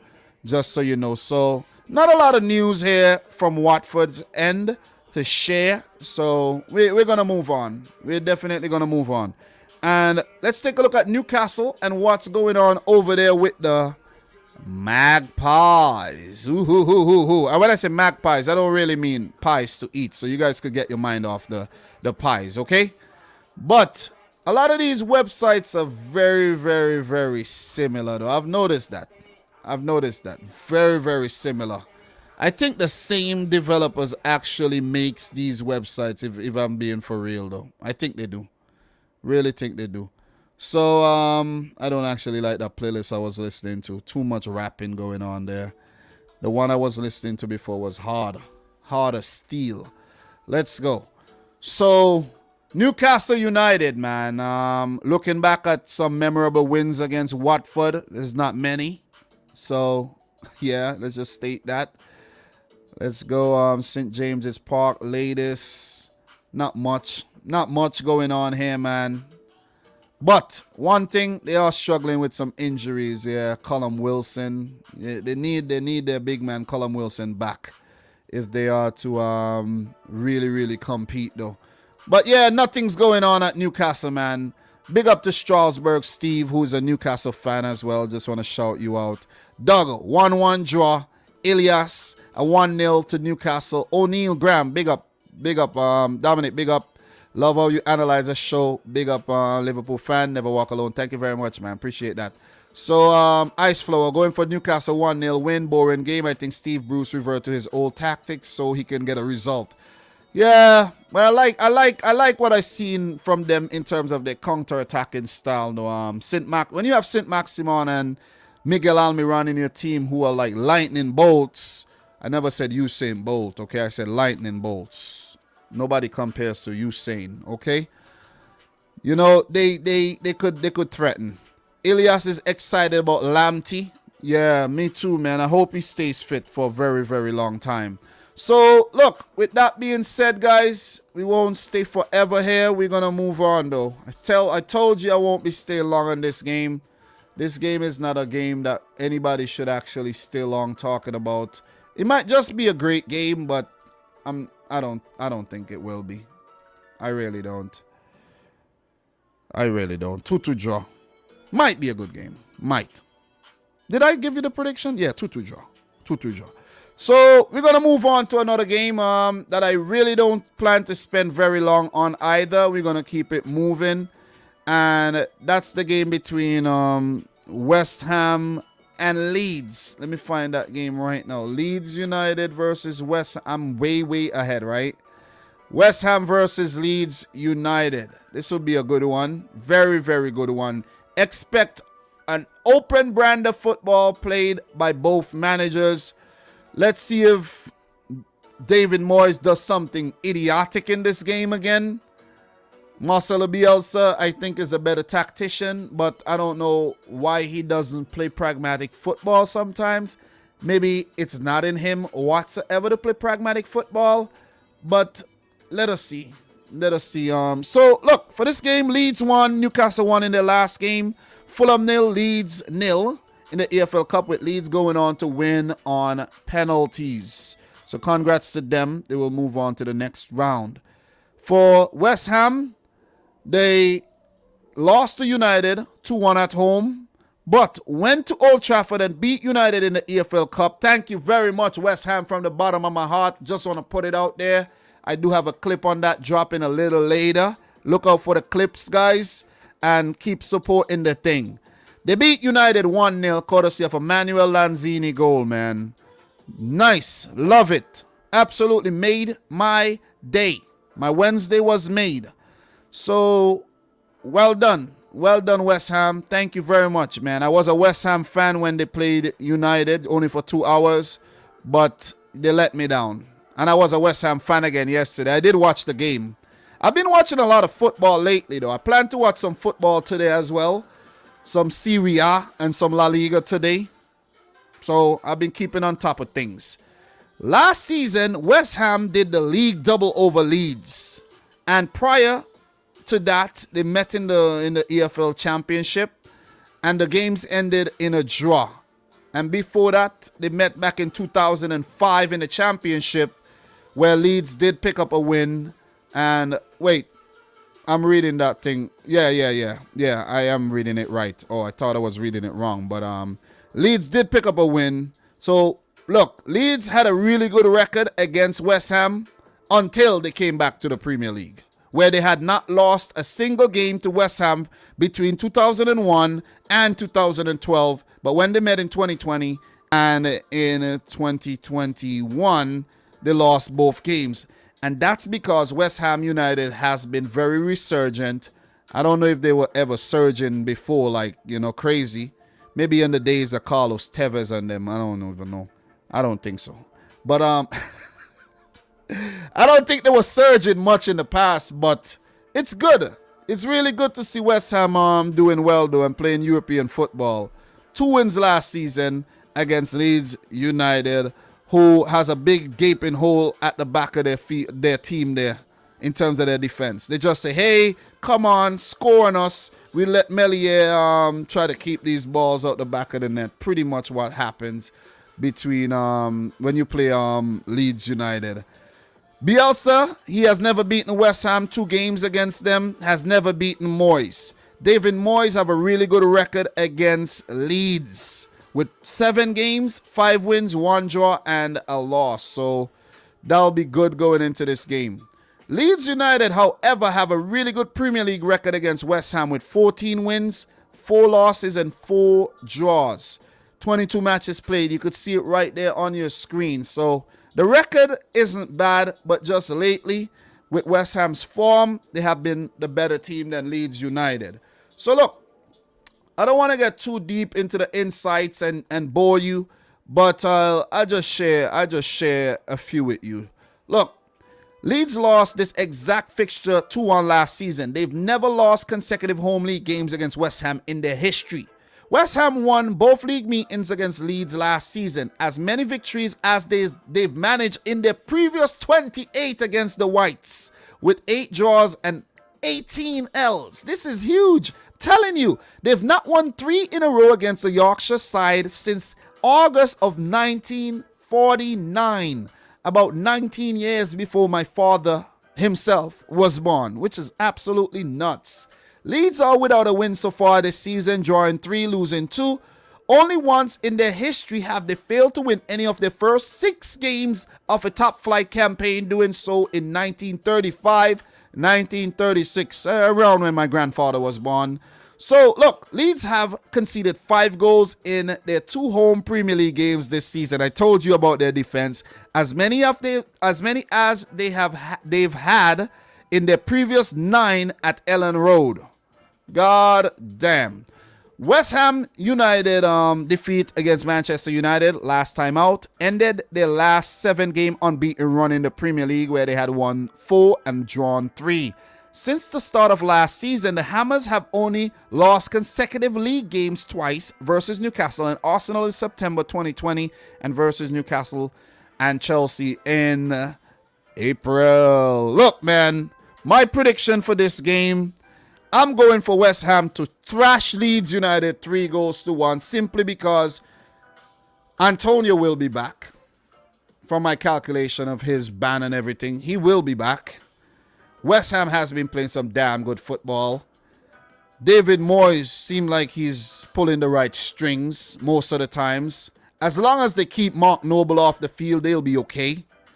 I like what I've seen from Benrahma, Fornals, Kufal, Shusek, Jared Bowen, Mikel Antonio, as I mentioned before, Angelo Agbana. These guys are playing some good football.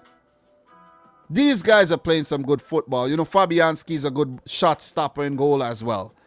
West Ham are playing some attractive football, really easy on the eyes, nice to watch. They went to Croatia, spanked Dinamo Zagreb, something that Tottenham Hotspur couldn't do. You see what I'm saying? Listen, behind Chelsea right now, West Ham's the best team in London. You see what I mean? They have been in great form. 3-1 win. Leeds United, they're all over the place. All over the place type team. You have players playing defense, midfield, right back. Sometimes they're playing forward. Yeah, you're trying to play total football, I get it. But it's all over the place, Bielsa. That gung-ho style of football ain't working, bro. Seriously. Teams are figuring you out. It could be second season syndrome for Leeds United. I don't think they're going to go down, but they're going to struggle. And I'm going to go for West Ham to win the game 3-1. Patrick Bamford haven't really hit his stride this season. Jack Harrison have been struggling a bit with injury, I think. Dan James have been brought in. Rafinha, lovely player. Been inconsistent. I really don't know what Rodrigo is doing. He needs to step his game up big time, man. Just gotta step up. You have players like Stuart Dallas and Matthias Klick there, Calvin Phillips, who could always do the business on the day for you.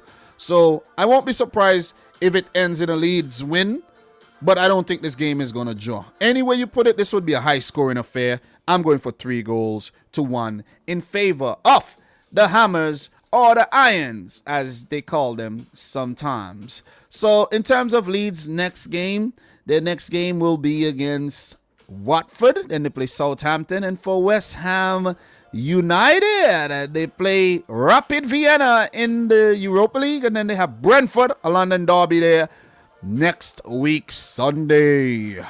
All the best. All the best to West Ham United. What are you guys saying in the chat? Big up to everybody in here right about now. How are you guys feeling? What are your predictions for this one? Leeds 1, West Ham 2. Leeds have a lot of injuries. Yeah, they listen. They're going to struggle this season. I think they'll be all right, but they're going to struggle. And I think this might actually be Bielsa's last season in charge of Leeds. Bold prediction. Bold prediction, man.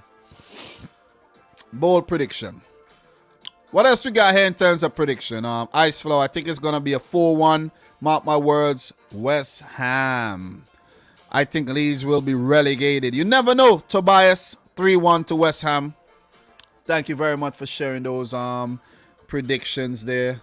So what we're going to do really quick, guys, you know what we're going to do. We're just going to head on over to the website really quick and see if we missed anything worth, talking about. Listen, same person make the website for all these teams or something? Come on, where's the creativity, man?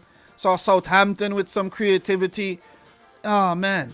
And next time out, when we check out the website, we're going to check out the club shop and see how much they're selling their kits and things for.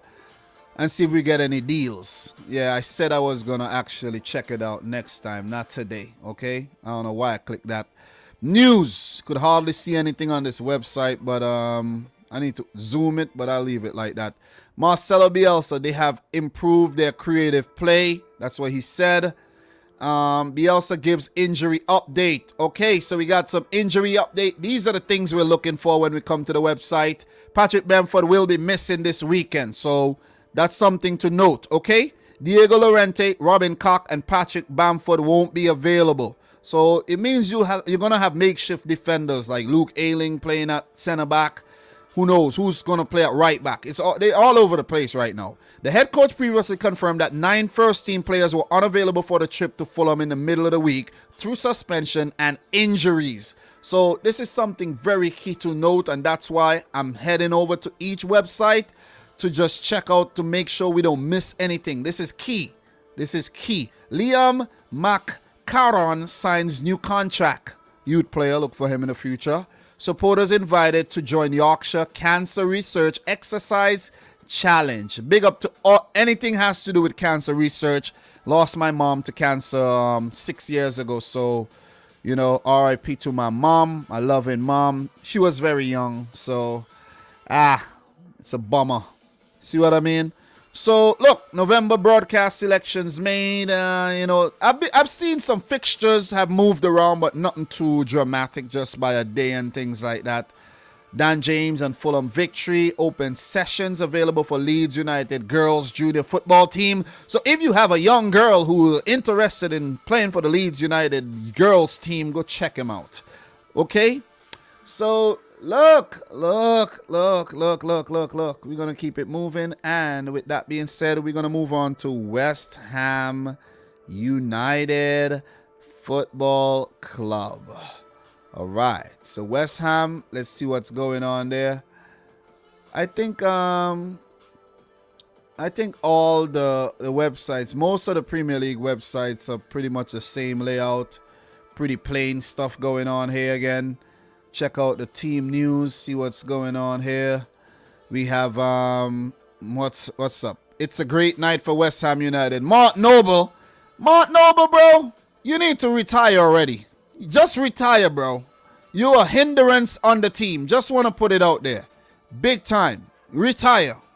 Resign from the captaincy as well. Move on, bro. It's harsh, but move on. Also, some news, man. Winston Reid has left the club by mutual consent. He will move on. And I don't know who he's going to join. But there's some news here. Partners. Reboots. West Ham United announced Reboots as club's official boots supplier. Reboots. Okay. Recovery boots. Official recovery boots supplier. I don't know about these things, but I guess you go into these things and they help you to recover. What's in this thing? This is cool. What kind of technology is this? What kind of witchcraft is this? But anyways, won't be getting too deep into that. But yeah, the club announced some, deal with reboots. Help you reboot and come again, basically.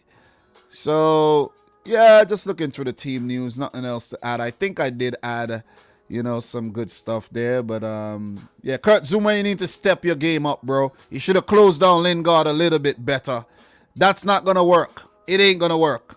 I don't know why players those close down the other players properly, That's always been a problem. Look, we got 4 more games to talk about. Let's keep it moving. Let me see what I've been doing. 1 hour, 44 minutes. I've been doing great, man. I've been doing great. Let's move on. Let's keep it moving, though. Let us keep it moving. We won't be too long, so let us keep it moving here. Premier League. Let's go. Let us go. Gotta go. Let us keep the ball rolling. So the next fixture, Everton, or the Liverpool fans like to call them Neverton, versus Norwich City. Oh man, this one I won't be super long on this one. I'm gonna keep it moving. I'm really gonna keep it moving with this one. So Norwich struggling at the bottom, 5 losses in 5 games, and for Everton, yeah, they're on the plane. 10 points in 5 games. Rafa Benitez has enjoyed life at Goodison Park. I think Rafa Benitez still has a house in Liverpool, in the Liverpool area, since he used to manage Liverpool, so, and he haven't really moved. So that's his home, man. Whether it's at Liverpool or Everton, he feels at home.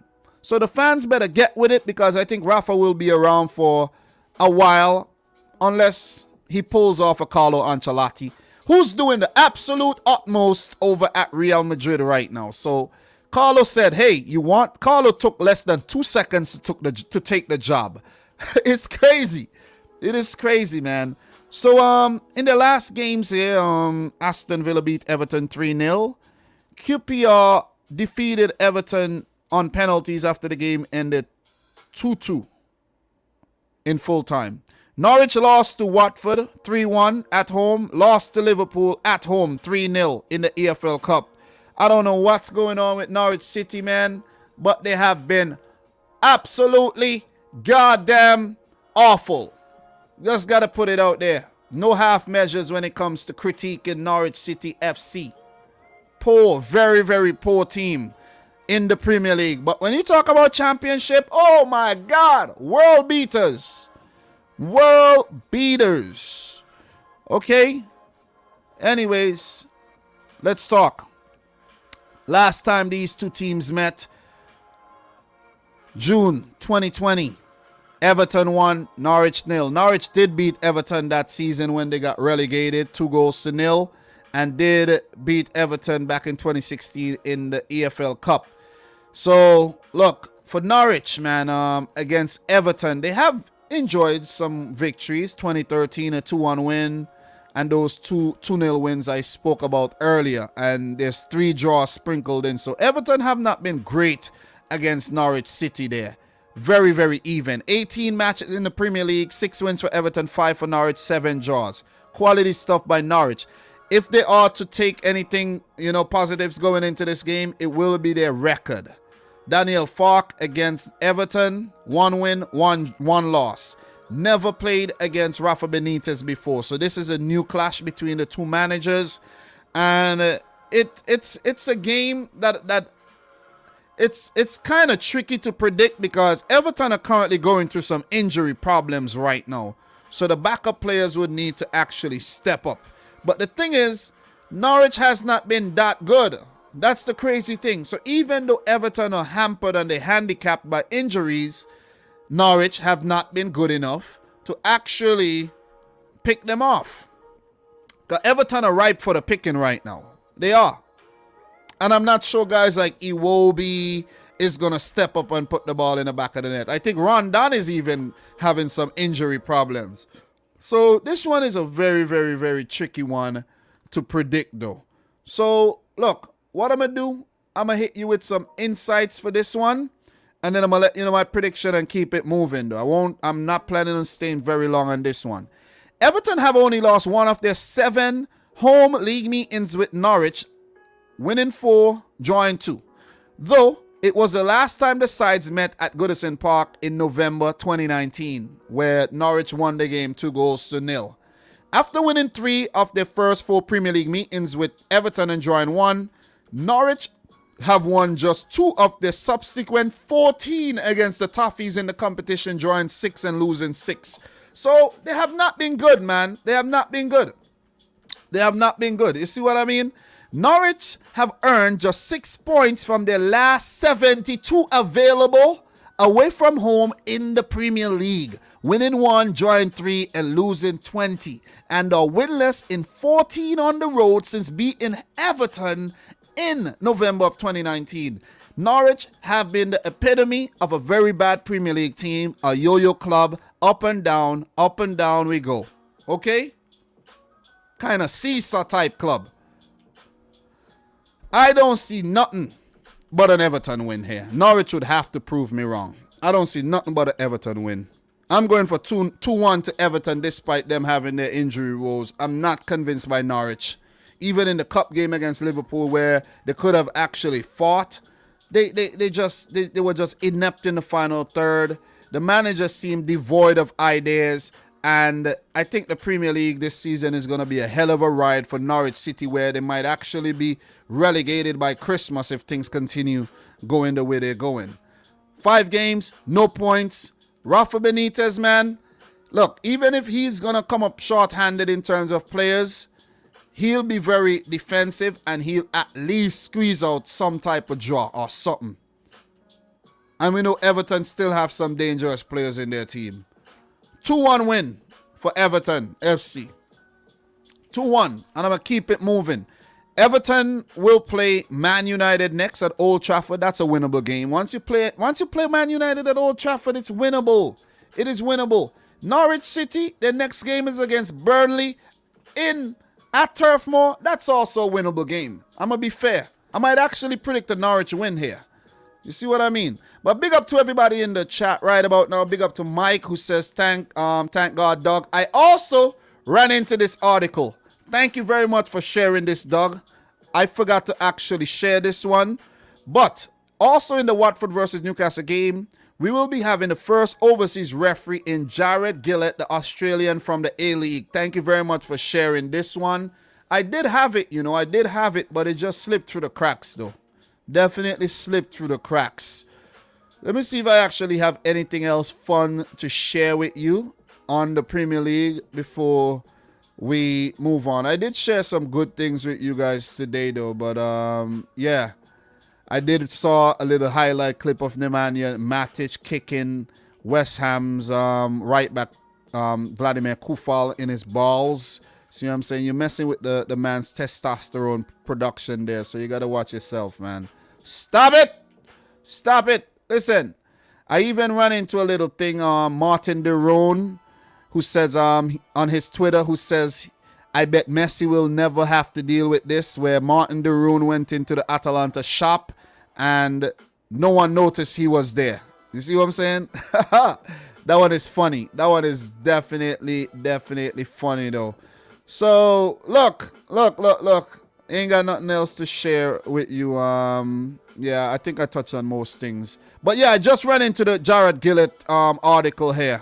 Definitely ran into the article on Jared Gillett. It's nice because the Premier League referees have been goddamn awful. We need to see some type of exchange program, man. See some quality referees come over here and there to actually give their insight and give their, share their expertise on the game, if you get what I'm saying.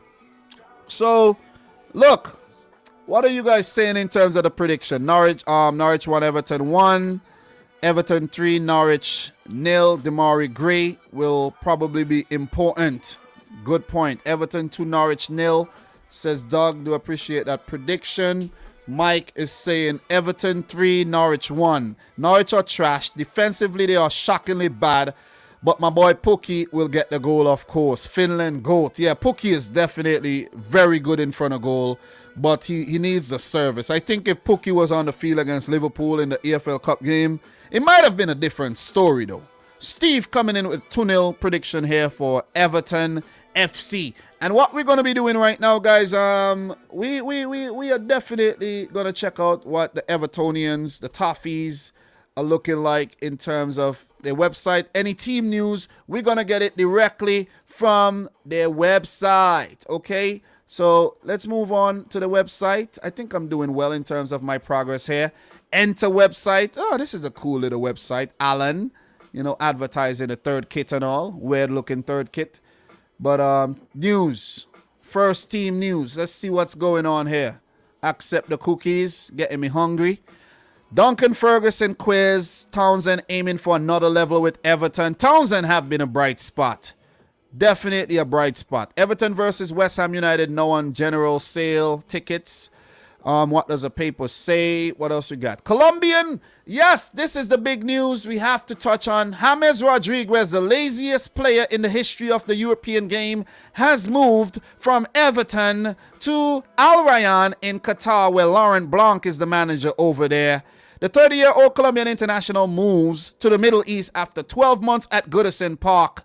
Absolutely disappointed in James. I like what I saw from him last season under Ancelotti, and it's very disappointing that he left. But Everton got an undisclosed fee for him where they picked him up for free. So they had to recoup some of his wages. James, I'm telling you, bro, you come nothing close to Valderrama in terms of the greatest Colombian player of all time. You're a kid. I'm telling you, you're a brat. And I'm just going to keep it moving, man. I'm just going to keep it moving. 26 appearances in all competitions for Everton, and he scored 6 goals. He had some quality moments, but he's a little crybaby, and I'm going to keep it moving on. Jesus, man. Happy that James... Look at his time at Bayern Munich. They didn't keep him. You see what I mean? Real Madrid didn't want him. And you go to Everton where he could make himself a little home. He gone to Qatar. Go on over. Go, head on over to Qatar. Nobody know what you're doing over there. Anyways, see what I mean? Not to shit on the Qatari league, but come on, man. It's Qatar. Like, seriously. We don't have anything else to touch on in terms of this website, though. We're going to keep it moving. Let's see what the Canaries website look like. Let's see if the website is actually better than the team. Let's see. Let us see. It's taking some time to load. Okay, it's loaded now. Nothing spectacular here. Nothing to write home about. All right, I think we could leave this website before we even go into the website. So, news on the Canaries. News on the Canaries. Let me see. Big Green Week. How Norwich is becoming more sustainable. Great job, Norwich. Yeah, sustainable. Sustainability is good to preserve the earth. Yeah, you guys are awful on the field. You need to preserve your Premier League status. That's what you need to do. Christmas party nights offer discount to NHS staff and key workers. What else we got here? Anything to talk about, though? Seriously? Daniel Fokker, it was a game where we should have scored more than one. Bro, you guys are struggling. Brandon Williams and Billy Gilmore ain't gonna help you. All them little bits and pieces players like Josh Sargent you brought in ain't gonna help you. Christos Zolis, bro, you let me down after the performance against Liverpool. Listen, I'm not gonna waste any more of my precious time talking about Norwich City, man. You see what I mean? I've been on this earth 34 years and I just wasted some of my precious life talking about Norwich. Sorry, Norwich fans, but you guys are goddamn awful. So we're gonna move on. We got 3 more games to touch on. Only three more games to talk about. You see what I'm saying? And we're gonna get into them. Let's talk about the game between Leicester and Burnley. Don't plan to be too long on that one either. So let's just touch on that. Let's talk about it. Let's not touch it. Let's not do too much touching here. Let's talk. Let's talk. Big up to everybody in the house, though. Big up to everybody in the house. You guys are the real deal. We have 102 thumbs up and 1 thumbs down. Big up to the person who thumbs down the video, though. You see what I'm saying? Big up to you. Thumbs down the video. Let me see what bad thing I could wish happened to you. I hope a piano falls out the sky and barely hit you, but you survive. Anyways, let's keep it moving, though. Look. Head-to-head between Leicester and Burnley. 12 matches played. 6 wins for Leicester. 3 wins for Burnley there. Good home record for Leicester City against Burnley. You can see right there. So, look. Brighton and Hove Albion 2. Leicester won in their last game.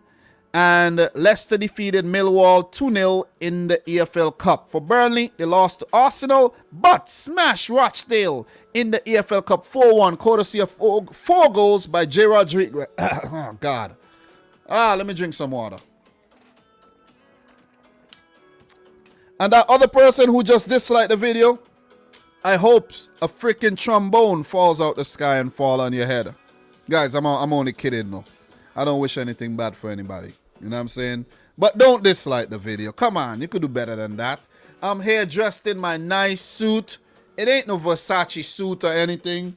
But, you know, it's a Calvin Klein suit. You see what I mean? I think Calvin Klein is a good brand. I paid a lot of money for this suit. It's nice and spiffy. It looks good. Like up the video now, man. Come on. Smash up the thumbs up button. You feel me? If you're watching a replay right now, do the same. Okay? I will definitely appreciate that. Let's keep the show going. We only in what? This is what? Match week 6? We got 32 of these things to go. 32. It's just started. And you think there's like 64 of these left. You're going to be seeing a lot of me this season. You cannot get rid of me. It doesn't matter what you use. Pesticide, herbicide, whatever. Tear gas. You ain't going to get rid of me. I'm going to keep coming back and back and back and back with the fire. Back with the fire, baby. All right, let's go. Stop playing around. Big up to Lennon Sweet in the house. Let's talk. Let us talk. So, Leicester versus the Clarets.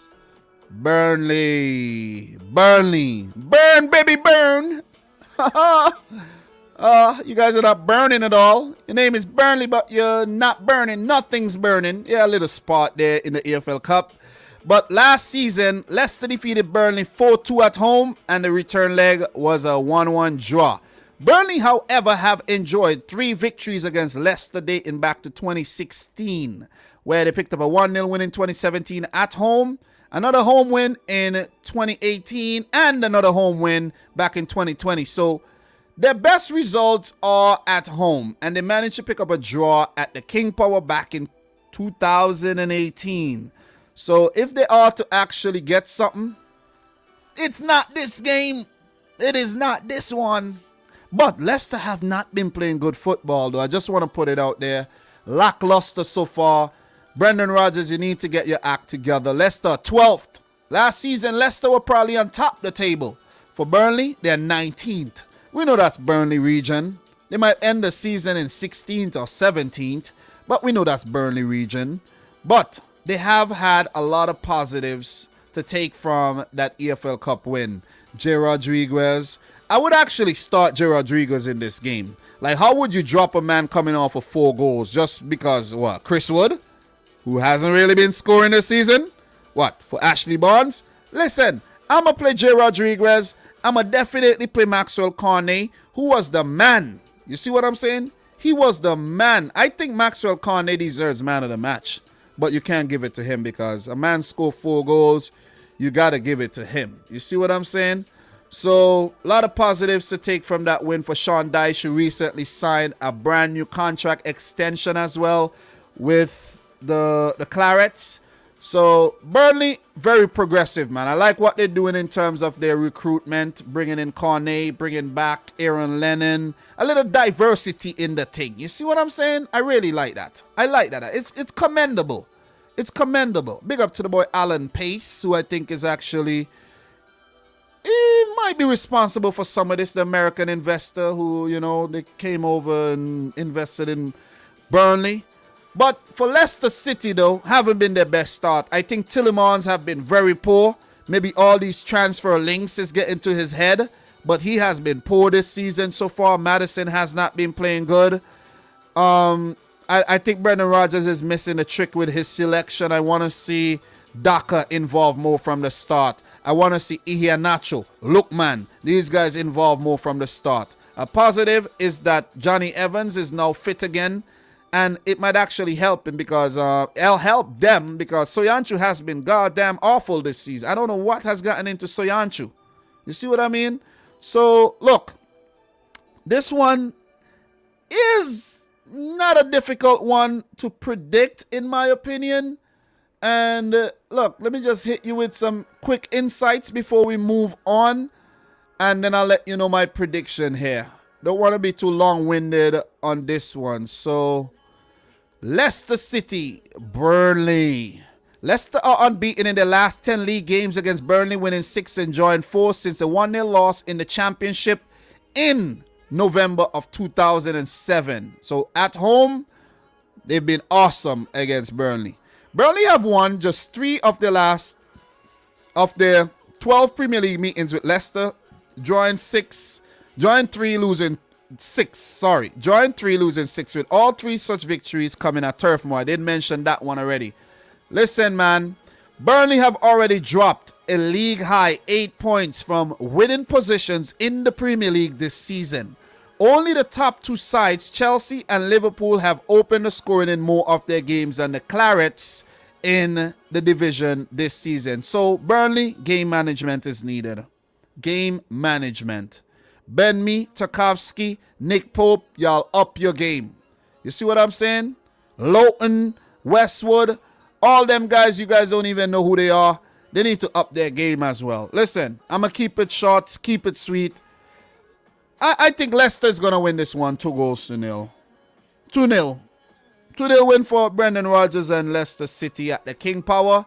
And in terms of Leicester, the next game will be against Legia Warsaw on the road, then against Crystal Palace. For Burnley, their next match will be the Premier League affair against Norwich. Must-win game for them. Must-win game for Burnley. So I think they'll remain winless this season after 6 games.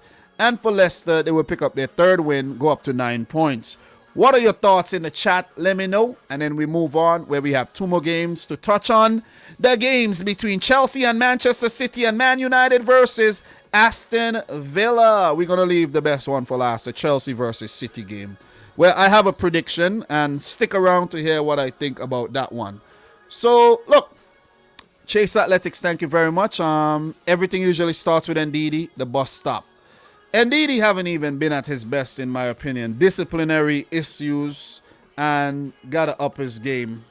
I think Bissouma's stock has risen a little bit, like, I want to say above Ndidi, but Bissouma has been a man in defensive midfield. So Leicester 2, Burnley 1. Frank Bankrupt Loader, FC Bankrupt Loader, what up, man? Is this Donovan McCrabb? Is this Donovan? Leicester 3, Bumley. Oh, man. Bumley 1. What else we have here? Dane Richards. 380 games in the EPL, can't read. EPL, FA Cup and EFL Cup, and UCL international breaks and shorts, matches, reactions, and prediction. Yeah, man. Yeah. Been doing the damn thing, man. Constancy, keep doing what you're doing. Love your content. Thank you very much. Lennon, Sweet, Dominic. Yes. What happened? What happened, bro? What happened? You got my attention. Talk to me. Okay. All right. So let's just take a look here at the Leicester City website. Let's see if we miss anything here and see what they're talking about. We put the work in, says Iheanacho, who scored again for Leicester and still can't seem to find a way in the freaking starting 11. Brendan Rodgers, bro, I don't know what Iheanacho needs to do to convince you that he's the man to start. Really don't know, man. Seriously. Former player remembers Michael Morrison. All right. We're not going to get too deep into this, but Davies commends Leicester's pressing game in Millwall's success. City to face Brighton in Carabao Cup 4th round. Leicester City, that is. Listen, there's only one City. You're talking about City. One City, and that's Man City. You stop calling yourself City. Your name is Leicester City or the Foxes. Anyways, ain't much things to talk about here in terms of news, man. Leicester, what are you? You guys are boring. What else you got? Very boring things going on here. Very, very boring, man. What else? Nothing? Jesus Christ. I need to see more of, what you call it as well, man. Hamza Chowdhury on the field, man. Let's go. Bring on Hamza. We need to see some freaking crunching tackles. No, the Liverpool fans don't want to hear about Hamza Chowdhury when it comes to Mo Salah as well. So they ain't got nothing going on there at the damn website, man. So listen, just like they ain't got nothing going on so far this season, I think Pep actually give you guys the the Community Shield too. And I mean that. I mean that, man. I still mean that. I think Pep actually give Tuchel the Champions League too. Pep, you just giving things away, bro.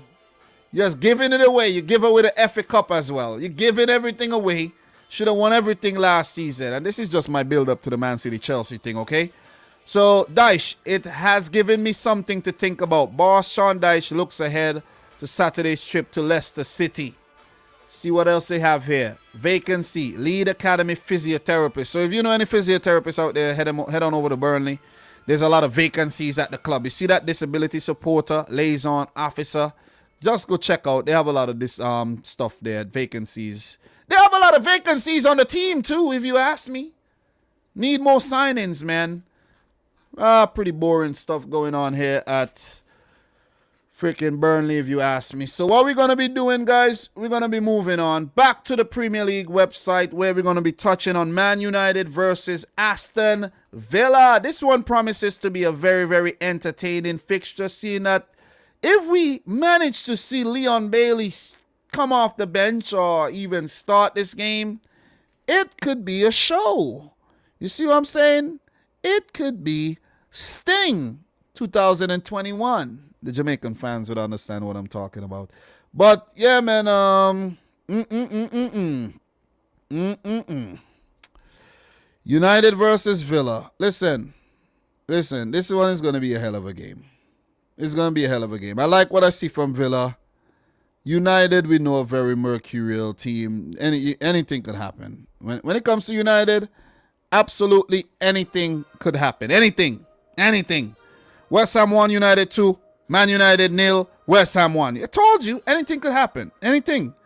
Aston Villa 3, Everton 0. Villa 1, Chelsea 1. Chelsea win on pens in the EFL Cup. In terms of last season, Aston Villa versus Manchester United. This is a very prestigious fixture in terms of the English game, right? Very, very prestigious. Let me actually bring up the head-to-head stats between these two teams. You see what I'm talking about. 52 meetings, man. 52. With a total of 37 wins for Manchester United. Only 3 wins for Aston Villa. 12 draws. This is not a very encouraging stat whatsoever, where Villa has failed to beat Man United in their last 10 games, dating all the way back to 2013 in all competitions. The last time Villa have actually beaten Manchester United, you have to date back to 2009 in a Premier League match, where they beat Man United at Old Trafford 1-0. And in that game, Gabriel Agbonlahor scored, set up by Ashley Young, who's going to be playing against Manchester United. This is absolutely awesome. This is awesome. I'm telling you, you cannot make this up. Cannot make this up. Fabian Dell featured in this game. He was on the bench. He didn't feature. He was on the bench. Martin O'Neill was the manager. Brad Guzan was on the bench. Emil Heskey played. Stuart Downing. Guess who else played in this game? James Milner. Oh my God. James Milner. Imagine that. James Milner, you know. Brad Friedel. They had 2 American goalkeepers back then. Oh, man. Let's see if they could do it. Anybody from Man United still around? Yeah, nah. Danny Welbeck, he was on the bench, but he's playing for Brighton these days. Everybody else already moved on. Their careers have been, is over. Everybody, literally everybody has moved on already. Everybody, all. Wayne Rooney is now a manager. He's only 35, dealing with administration and things like that. You know what I mean? Michael Owen featured in that game. So that was the last time Aston Villa actually beat Manchester United. You see what I'm saying? Park Ji-sung played in that game as well. And before that 2009 victory, you have to go all the way back to 1999 for Aston Villa to pick up a victory against Manchester United. Before that, 1996. So they have been very few and far in between. Listen, this one, it would take something very special for Aston Villa to get something out of this game. I just want to put it out there. Something very, very, very, very, very special. I don't really think I'm going to... should I go into insights here? Let me give you a few insights. Let me just give you a few insights to give you context. Man United have won 18 of their last 21 home games against Aston Villa, drawing 2 and losing 1, failing to score on just one occasion in that run. Aston Villa have just picked up 1 win in their last 45 league games against Manchester United, drawing 11, losing 33, and are winless in the last 17 against them since a 1-0 win at Old Trafford in December of 2009.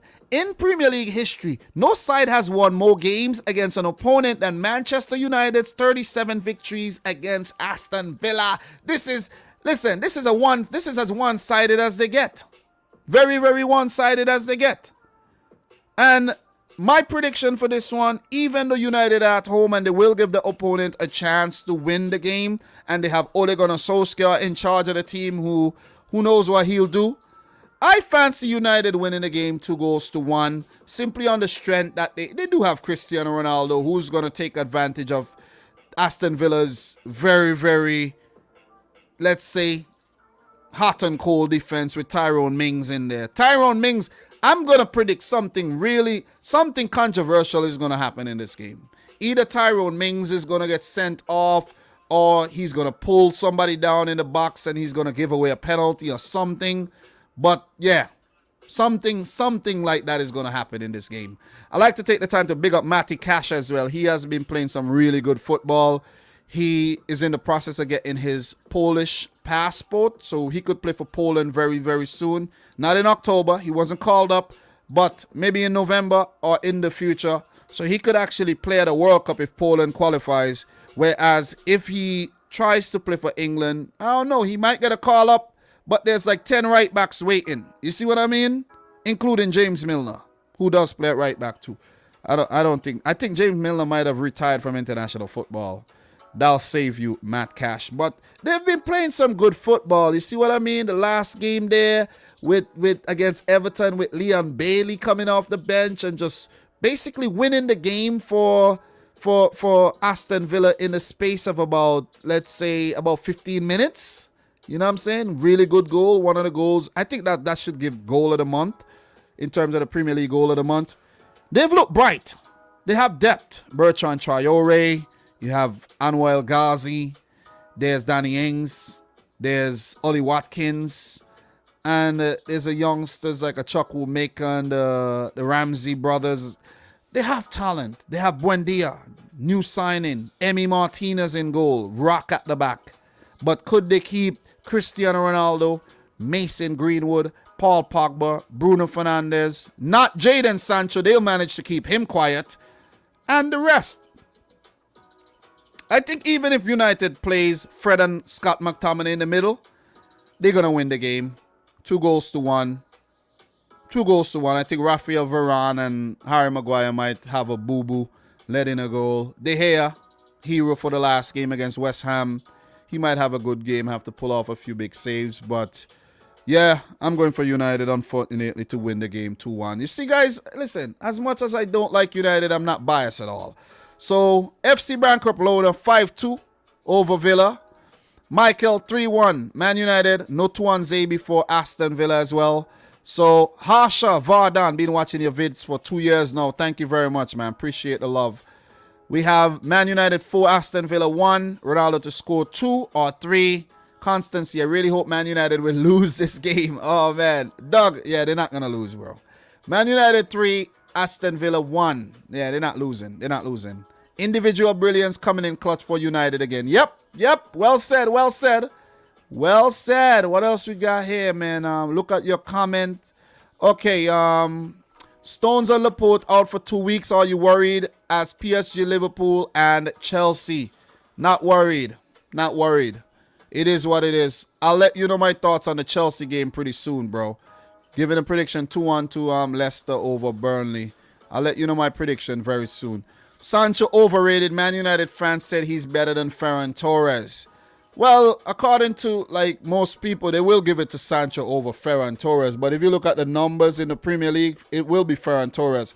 Sancho proved himself in the Bundesliga, where Most players would go to the Bundesliga and score a lot of goals. You see what I'm saying? But you come to the Premier League, that's where the real test would come in. That is where the real test would come in, man. So, big up to Antoine Eugene. 2-1 to Aston Villa. Guys, if you haven't yet liked the video, make sure you like it. We got 123 likes. This is groundbreaking. Let's get it up to 150 likes. That'll be awesome. That'll be awesome. But look, don't plan to spend more on this game. I've been live streaming for 2 hours and 19 minutes, and I'm going to actually wind it down. The last game, Chelsea versus Man City. But before we do, though, let's take a look at the Manchester United website and see if we're missing anything. You see what I mean? So we're going to head on over to that website, and we're going to see if we actually miss any important news. So look, would you like to subscribe to breaking news notifications? Later, more like never. All right. Let's click on this right here. Let's click on this. This is what we need. This is what we need. Okay. I didn't want to accept the cookies, but okay. No cookies taken from United. None at all. None from the bake shop. Manchester United are back in the Premier League action on Saturday, September 25th. That's my daughter's mom's birthday. I have to remember to wish her happy birthday too. So, yeah. Yeah. Who will start against Villa? Make your United predictions. Let me see. I'm going to make some predictions for this one. Hell to the no. I'm not downloading no app. Get the hell out of here. You guys are full of tricks. So, Ole Gunnar Solskjaer made 11 changes for the tie with West Ham, and that's why you lost. You think you're going to make 11 changes against West Ham? Disrespectful bunch of people, and think you're going to win? No. Dean Henderson and Telles made senior returns after injury, while Bailly and Juan Mata also appeared for the first time this season. The same can be said of lively substitute Anthony Elanga, while Phil Jones was named in the first team squad for the first time since January of 2020, when he scored against Tranmere Rovers in the FA Cup. Am I seeing this one for real? Oh my God, Phil Jones is back. Woo! Phil Jones. Cristiano Ronaldo is among the number of stars available, and he looks to continue his run of goal scoring in every game since his return to the club from Juventus. Okay? Edinson Cavani's fitness will be assessed, as he will not feature again, as he did not feature again in the midweek due to a knock. Marcus Rashford is not expected to reappear until next month, after next month international break, and Ahmad also remains sidelined. I could swear they tried to send Ahmad out on loan. I could swear. Villa's team news: Axel Tuanzebe not available. But Ashley Young could feature, former player there. Morgan Sanson had a hamstring problem. Yeah, he recently came back as well.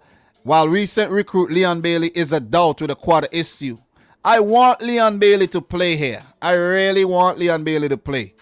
Trezeguet is still out after undergoing knee surgery, but John McGinn should be available despite suffering a head injury in the win against Everton. There's also a question mark over Matt Targett's participation. Listen, man, I hope Leon Bailey plays. I want to see what he does against Man United. If he could shine at Old Trafford, they might just end up signing him. They might just end up signing him, man. You know, Hunter Wakanda been following down for over a year, and man, you should have 350k subs because your content is fire. Liverpool fan, by the way. Thank you very much, man. My grand's birthday on Saturday. Wish your granny a happy birthday, man. Listen, the subs are not easy to come by, but I'm going to keep grinding, though. I'm going to keep grinding. They're going to keep trickling in. They're going to keep trickling in. If you're a sub and you're watching this, thank you very much for the continued support. So what we're going to be doing, let's go on over to the Aston Villa site. We're not going to be doing this every week, you know, because this is going to take forever. We won't be doing this every single week. Maybe if I had cut this out of the segment, the video would have already been over. But the longer I stay with you, the better, right? You know you don't want me to leave. Only essential. See Villa giving me an option there. Big up to this guy, man. Archer. That was a really good goal he scored against Chelsea. But they ended up losing the game. So I think his name is Cameron Archer, if I'm not mistaken. So, yeah, let's see. Villa Gaming, win a copy of FIFA 22 Ultimate Edition. That's a nice gesture. What else we have here? Cameron Archer, post-match interview. Archer grateful for Carabao Cup experiences. Let me see. I think he featured in a couple games. Shakespeare, man. Squad disappointed by cup exit. Yeah, you guys should have beaten Chelsea. You played around. You played around too much. Nothing really. Nothing really to talk about. Nothing else to really touch on, though, in terms of Aston Villa. Very progressive team. Came back to the Premier League, and they're planning to stay so. Well, they're planning to stay there for a very, very long time. So, let's move on with that said, and let's go into the final match today, where we talk about the huge one, man. We talk about the huge one. Chelsea versus Manchester City at Stamford Bridge. This one, I don't know, bro. I don't know. Seriously. Head-to-head stats here. Chelsea leading the head-to-head stats, but the last game, City with a 0-0 draw against Southampton, a 6-1 win over Wycombe Wanderers in the EFL Cup. Tottenham 0, Chelsea 3, Chelsea 1, Aston Villa 1 in the EFL Cup. Chelsea winning on penalties thanks to the impressive penalty stopper, Kepa Arrizabalaga, who has been very, very good. And who knows, might actually feature in this game since Edward Mendy has been suffering with some injury problems. I really hope it's Kepa, though. Seriously. He might not keep a clean sheet in this game. I'm speaking in past tense, but it's all good. So, look, what's worrying here for Manchester City, though? It's not the 0-0 draw against Southampton. It's not that we allowed Wycombe Wanderers to score. But it's the recent form against Chelsea Football Club. Recent form. 1-0 loss in the final of the fucking Champions League. I'm a curse. Pardon the freaking language. A 2-1 loss at home in the Premier League. A 1-0 loss in the FA Cup. Okay? A 2-1 loss at Stamford Bridge as well. We did beat Chelsea last season at Stamford Bridge in January 3-1. And after that win, I was like, easy peasy lemon squeezy. No, Tuchel came in and just did the business, man. So there's a whole Tuchel is I don't know what it is. Like he's come in and he's put a hex on City or something. Seriously. Seriously. And pardon my language again if you're still shaken up by that F-bomb. But yeah, I'm worried, man. I'm worried. They beat us in 2019, 2-1. Beat us in the final of the freaking Carabao Cup back in 2019. No, that was us. I'm all discombobulated. I'm reading the things wrong. We beat them in the cup on pens. We beat them in 2019. We beat them. We even beat Chelsea, 6-0, back in 20. This is a team that we were just freaking getting the better of until Tuchel came in. You see what I mean? 7 fixtures, right? Before Tuchel came in. 4 wins for City. 5. 2 wins for Chelsea. 3 games, Tuchel. 2 losses. 3 losses. I'm all over the place. Oh my God, man. Listen. We were handling business against Chelsea. 3 consecutive wins, man, between 2017 and the Community Shield in 2018. And we were doing the goddamn thing. We had played Chelsea in, let me tell you something. Hear this, right? We had played 7 games against Chelsea and won 6. That's how much we were dominating Chelsea. And then Tuchel came. Tuchel! Thomas TT Tuchel came in. His record against Pep Guardiola? 9 matches, 4 wins and 4 losses. Right? 9 wins, 4 wins, 4 losses, 1 draw. It was a horrible record before he came to the Premier League. His record against Man City? 4 games, 4 wins. Could I repeat? 4 games, 4 wins.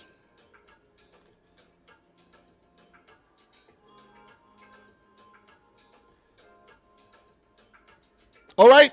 Anyways, Anyways, this thing is very depressing.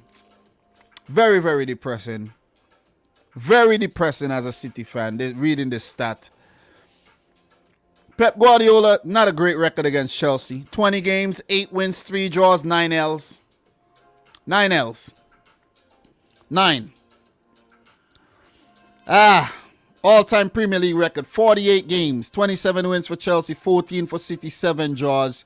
Home record for Chelsea, 14 wins, 5 losses, 5 draws. Big players involved in this game. I want to do a combine 11, so look for that video dropping sometime, maybe later. Sometime later. Kevin De Bruyne, Romelu Lukaku featuring in this one. Both players valued 100 million euros by Transfermarkt. This is a high-profile game. This is as high-profile as they come. The first time that these two teams are mating since the Champions League final, where Chelsea won it 1-0. Making me sick talking about this damn game already. Sick! Sick of Chelsea already. I'm sick of them. Chelsea have won their last 3 meetings with Man City in all competition in the FA Cup, Premier League and Champions League. The last had a longer winning run against the Citizens between 2005 and 2009. 8 games. This is unprecedented stuff. You see what I'm saying? Come on, man. Man City have won 3 of their last 6 Premier League away games against Chelsea, losing 3. This game ain't ending in no draw. Just want to put that out there. This game is not ending in a draw. So if you want to come in with the lame draw predictions, just leave it. It ain't ending in no draw. It ain't. It ain't. But let me continue. Man City have won 3 of their last 6 Premier League away games against Chelsea. More than they had in their previous 23 visits to Stamford Bridge in the top flight, winning only 2, drawing 8, and losing 13. The Citizens are looking to win back-to-back away top flight games versus Chelsea for the first time since January 1955. Very unlikely. You see what I'm saying? None of the last 12 Premier League meetings between City and Chelsea have been draws. I told you guys don't come in with the lame draw predictions. With Chelsea winning 5 to City 7. Yeah, City has been prominent lately, winning titles and things. Better record, but overall it's Chelsea. Chelsea and Manchester City have the joint best defensive record in the league this season with just 1 goal conceded each. Also level with Liverpool. Meanwhile, the Blues have an XG against figure of, I don't like this XG shit. I'm not even reading that. Chelsea have kept 15 clean sheets in 24 Premier League games under Thomas Tuchel, more than any side since the German took charge. Awesome stuff. Look. Chelsea have been on fire under Thomas Tuchel. What else could I say? He's not under any fire. You know who's under fire right now? It's Pep Guardiola. You see what I'm saying? The fans demand a result in this game. They demand a win after the Champions League loss. We should have never lost the Champions League to Chelsea. Seriously. But what Pep did, played no DMs. And we're coming into this game short-handed again. Where Laporte is injured, Stones is injured, Ake's father just died. And there's a little mini injury crisis going on here. We might have to pull one of the academy players in and start them or something. Try a little thing or something. It's going to be Ake and Diaz at the back. Cancelo, Kyle Walker. That's what it's going to be. Let's see if Fernandinho starts or Rodri starts. Gundogan dealing with some injury issues as well. I like to see Kevin De Bruyne, Phil Foden, Grealish, Mahrez, Jesus maybe, but I don't think all of them can play. It may be Ferran Torres from the start, but I'll go in with Jesus for this one. Seriously, I'll seriously try Jesus through the center. It's a tricky one. It's a real... Raheem Sterling, bro, you're not starting this game. Please don't start Sterling. Bench. Please, I beg you, Pep, do not start Sterling. As for Chelsea, you know, they don't have a lot of, they have good headaches, if there's any such thing. But they have good, when it comes to selection, it's a good thing for Chelsea. Everybody wants to play. Thomas Tuchel knows who he wants to actually feature. Lukaku is in good form. Thiago Silva is in good form. Rudiger. Christensen is in good form. You know what I'm saying? So, in terms of the back three that he'll play, I think they'll be fine. Wing backs. Alonso will play. He decided that he was not going to take the knee anymore. Then Aspilicueta or Reece James. They have options. N'Golo Kante is fit again. Kovacic is fit again. Havertz is playing well. Mason Mount have had a slow start to proceedings this season. Who knows? He may come to life like he did in the Champions League final. Please, Chelsea, start Werner at the top now, man. Just start Werner. See what I'm saying? Rest Lukaku this game. You don't need Lukaku in this game. You don't. You don't. We know Chelsea are very well, very good defensively. They're shaped up very well. And they're going to be tough to break down. They're going to be tough. I think Man City would enjoy a lot of the ball. But it would be tough to actually break down this Chelsea defense. And we have to be very careful of turning the ball over in the middle of the field where they have N'Golo Kante and Kovacic or Jorginho, whoever they want to play, to win these balls back and drive forward. This one is going to be a very, very difficult game for Manchester City. I know this. This is not if, buts, maybe it's nothing. I know this is going to be a very, very difficult game for Manchester City. Very, very, very difficult. It is going to be very difficult. And if judging from what we've done this season, it's going to be very hard to predict Man City to win this game. Chelsea have been impressive. Defensively have been impressive. Going forward, they're a threat as well. My prediction for this game, I'm not going to hold you much longer. I have to go with a 2-1 victory for Chelsea. 2-1 win for Chelsea. As much as I want to win this game, if we do go on to win it, I'll be surprised. A draw, I'll take the draw. But I'm predicting Chelsea to win the game 2-1. 2-1. 2-1. And I like to take the time to talk to some of these fans out there who have YouTube channels, fan channels. Why have a fan channel, right? Why have a fan channel? Why have a channel where you support a team, whether it's Chelsea, United, City, Tottenham, and you're never predicting your team to lose games? It's boring. It's boring. Just stop making videos already. Seriously. And that's all I got to say. What are you guys saying in the chat right about now? Talk to me. What are you guys saying in the chat? Talk to me, man. Talk to me, man. Talk to me. I'm just being real. I'm not expecting to win this game.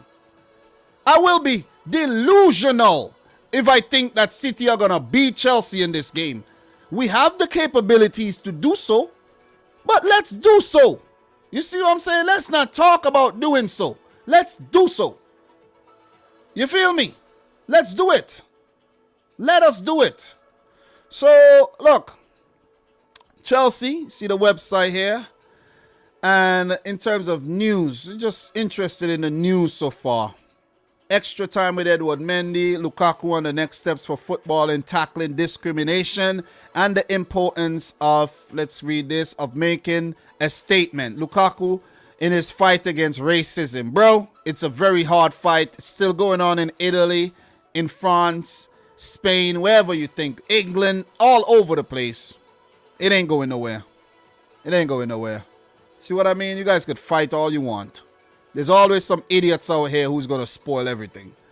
So, Werner back on track after Villa goal. No, he's not. He missed a sitter in the game. Media watch. Dutch defender tagged as Chelsea transfer target.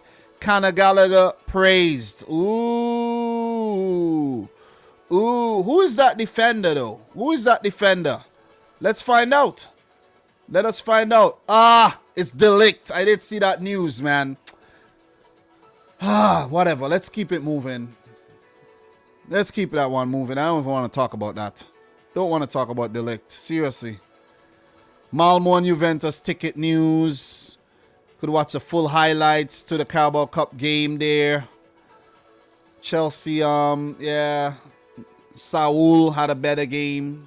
Yeah, nothing here.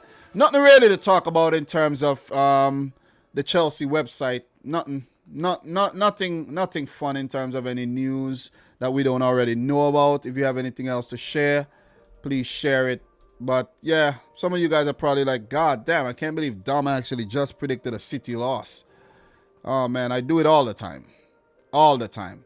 So let's actually go over to the best website. Let's go over to the best website of them all. The Man City website. You know what I mean? And take a look. Very impressive website, though, I gotta say. See what I mean? Very, very impressive website. What I actually need to do is, you see the City Plus thing? I'm gonna actually sign up for this and watch some old games and things like that. You see what I mean? Because this is some quality stuff here. You got City Plus. It's behind a paywall where you could go and you could replay seasons all the way back to 2011-12. There's some classic archive full matches. And there's games from every season, you know, dating back to the 2011-12 season, as I mentioned. And for fans like me who weren't around them times, just want to keep it real, I need to do that. I need to do that for some more context.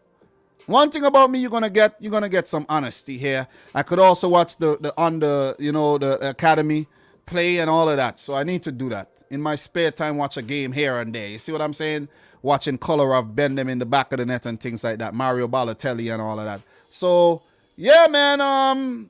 Keep it real. Keep it real. That's the best thing you could do. Keep it real. Check the team news here.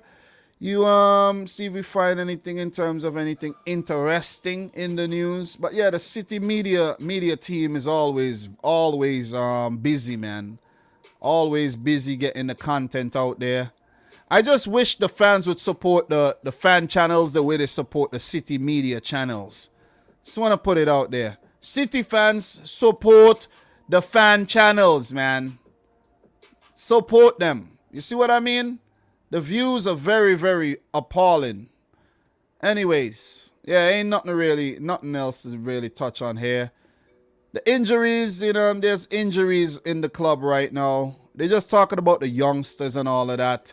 But there's a lot of injuries in the club right now. In terms of Laporte and Stones. These guys are not fully fit. And so on and so forth. You see what I mean? So, yeah, ain't nothing else to add on that. Right now, you're going to get big boy Dominic Rich coming back on screen. 2 hours, 42 minutes. Just about the time I take to do these live streams, really. And, Dominic, look at my comment there in training. Oh, man. Oh, they're in training. Yeah, if you're in training, doesn't mean that you're ready. Doesn't mean you're ready against Chelsea. But let's see. Let us see. Just hope Fernandinho now Rodri plays at centre back, though. Let me see your predictions right now. Chelsea 2, City 0 for Doug. Camille Travis 3-1 to City from a Liverpool fan. Oh, thank you very much, Raz. It's hard to say your team will win. It's hard to say your team will win, but saying a draw is never a bad thing. But I hear you. You mean your team won't win, right? Yeah, your team will lose. Bro, it's not hard. It is not hard. Just assess the situation and call it how it is. Just call it how it is, bro. Call it how it is. I want I want a win, Dominic, so these Chelsea fans could shut up. Otherwise, yeah. Listen, if we win it or draw it, it'll be good. But I don't know, bro. I don't know, man. There's attacking players that need to step up. Lukaku will get his goals regardless. Guys like Havertz, Werner, Ziyech, Mount, Pulisic need to step up. You are right. You are right. So the players scoring for Chelsea are not sustainable in 38 games. There's been about 12 scorers, right? James, Alonso, Rudiger, Thiago Silva. These guys are scoring isn't sustainable over 38 games. What else we have here? Let me see what you guys else are saying here. Lukaku licking his lips against these center backs. Let's see. Let us see. Let us see, though. Let us see. So, big up to Blaze. Jean Wen with the super chat here. Do appreciate that, man. Wow. Thank you. Thank you for the super chat. He says, bro, Chelsea website is actually the best because you can watch full game replays for free. For real? For real? I didn't know that. Let's go back to the Chelsea website real quick. You're lying, bro. You're lying. Matches. Let me see something. Let me see something. Match center. Let me see something head to head. I don't see nothing like that here, bro. What are you talking about? Let me see something. Downloadable fixtures. Let me see something. That's a fixture sheet. I don't know, bro. I don't know. I'm looking at it, but maybe you're right. You could be right. You could be right, but I don't see nothing here in terms of that, bro. I don't see nothing here in terms of the watching the games on the website, though. I don't. Videos. Okay, late videos. Let me see something. Chelsea Carabao Cup, the highlights. Whoa. Whoa. Whoa. Wait. I'm only seeing highlights here, though. Where's the full matches? I'm looking to find where the full matches are to see if you're real when it comes to that. I see the highlights. I ain't see the full matches, though. I really ain't seen no full matches. Live streamed events. I ain't seen no full matches, bro. But it does says videos. It does says full matches. Highlights and full matches. So maybe you're right, but I don't see no life on loan. There's classic matches on there, which is good. I think it's classic matches you're talking about because, yeah, I got to check out this website to watch some classic matches. Champions League years. Yeah. Cup Kings, Retro Blues. This is awesome. This is actually awesome. So big up to the Chelsea website and big up to Blaze Ajongwen for dropping a super chat. But yeah, bro, it's better when you pay for things too. You get more bang for your buck. Things behind a paywall is always much better. Crazy that City will have no Laporte. Well, let's see, bro. I don't know. I don't know. Let's see. But you're right. So guys, it's now 12:17 p.m. I got some things that I need to handle. And I actually got to link up with a Chelsea fan in like 40 minutes to do a little talk on that game and put out a little preview. Want to do a combine 11 as well. So it was fun. It was fun actually doing this with you guys again. I can't believe that I'm by myself and I managed to go 2 hours 47 minutes. And when I have someone on, it's 2 hours 45 minutes as well. So yeah, man. But the thing too, you know what I mean, I appreciate everybody who joined in the past. But the thing about always getting people on, guys, it's about the time thing though. A lot of times people don't have, people don't have the time. Some people do, but others complain about the time and things like that. And you got to respect people's time. So, did you predict Arsenal to beat Spurs? No, 1-1 draw. 1-1 draw for that one. So, that'll be it this week. Big up to everybody in the chat, man. Everybody in here. Raz, Constancy. You were here all stream. Appreciate it. Mike, bro. Appreciate it. Blaze, Dane, Jersey Boy. Big up to everybody in here, man. Remy Sofola, who says, I believe that Man City will do this one. Watch out for Guardiola. Let's see. Mr. Hassani coming in with a win for City. Lennon Sweet in the house. Who else we got here, man? Who else we got here in the chat? Camille Travis, big up to you. Appreciate you coming through. Big up to the Dugout Football channel. Guys, make sure you check out Doug. You know what I mean? And Doug wasn't one of those people who complain about the time, though. So, yeah, big up to Doug. And not Mike either. And not Dave either. I'm not calling any names either. But, yeah. So, who else we got in here, though? And it's not Ryan either. So, big up to Mr. Yadav in the house. Who else we got in here, man? Who else we got? Who's talking? Mr. Opoku Emmanuel in the house, if you're watching. Harsha, Vardan, Harry Morgan in the house. Everybody in the house. Let me see if there's any new commenters right now. Who else is in here right now, man? Thank you very much for tuning in to another 136 likes, guys. If you haven't yet liked the video, make sure you do so. And if you're watching a replay right now, thank you very much. If you want to go back and watch the thing, there'll be timestamps I'll put in a little later on when I have some time. And I actually think while I've been live streaming, I dropped oh no, it didn't drop yet. Look out for a clip dropping at 12:30 as well. The man is on his freaking grind, man. I'm doing things a little bit different than most. It's a one-man army, but I got to keep it going. There'll be a clip dropping on the Liverpool win over... Who did they play? Norwich. Bum team Norwich. Actually, I'm going to drop it right now as we speak. I'm dropping it right now. Right now. So, soon as you get off of here, go check out that clip. It's a good one.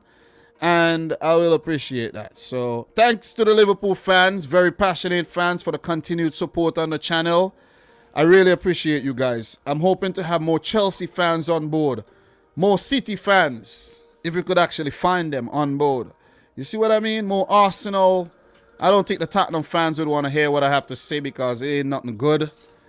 But yeah, man. Yeah. Appreciate it again, guys. We'll be back pretty soon. Today is Thursday. Tomorrow, I don't know if I'll do anything live tomorrow. But on Sunday, for sure, I'll be live. But look for me to pop up here and there with some live streams. I don't know. Unannounced. But I will be back on Saturday. Definitely. And next week, not Saturday, Sunday. Definitely. And next week for the Champions League games. Where on Tuesday, who knows? Who knows what I'll do on Tuesday if I'll do a watch along or something. I doubt. But Wednesday, Tuesday, every week, every day. Next week, maybe. Who knows? Content galore. City versus Liverpool coming up. And look out for the World Cup qualifiers daily coming back again in October. On the grind. So, on the road to 47K. 48, 49, 50. Looking to hit that by the end of the year. Let's see how that one work out. But I thank you guys for your continued support, man. You know what I'm saying? It's nice to get the jacket back on again now that it's gotten cooler outside. I won't be sweating down the place. So, yeah, the jacket will be back out looking spiffy as ever. So, guys, thank you very much for another one. From boy Dominic Rich. Like, subscribe, share. Until next time. Peace out. Rich Squad. Peace. Namaste. Peace. Peace. Not war.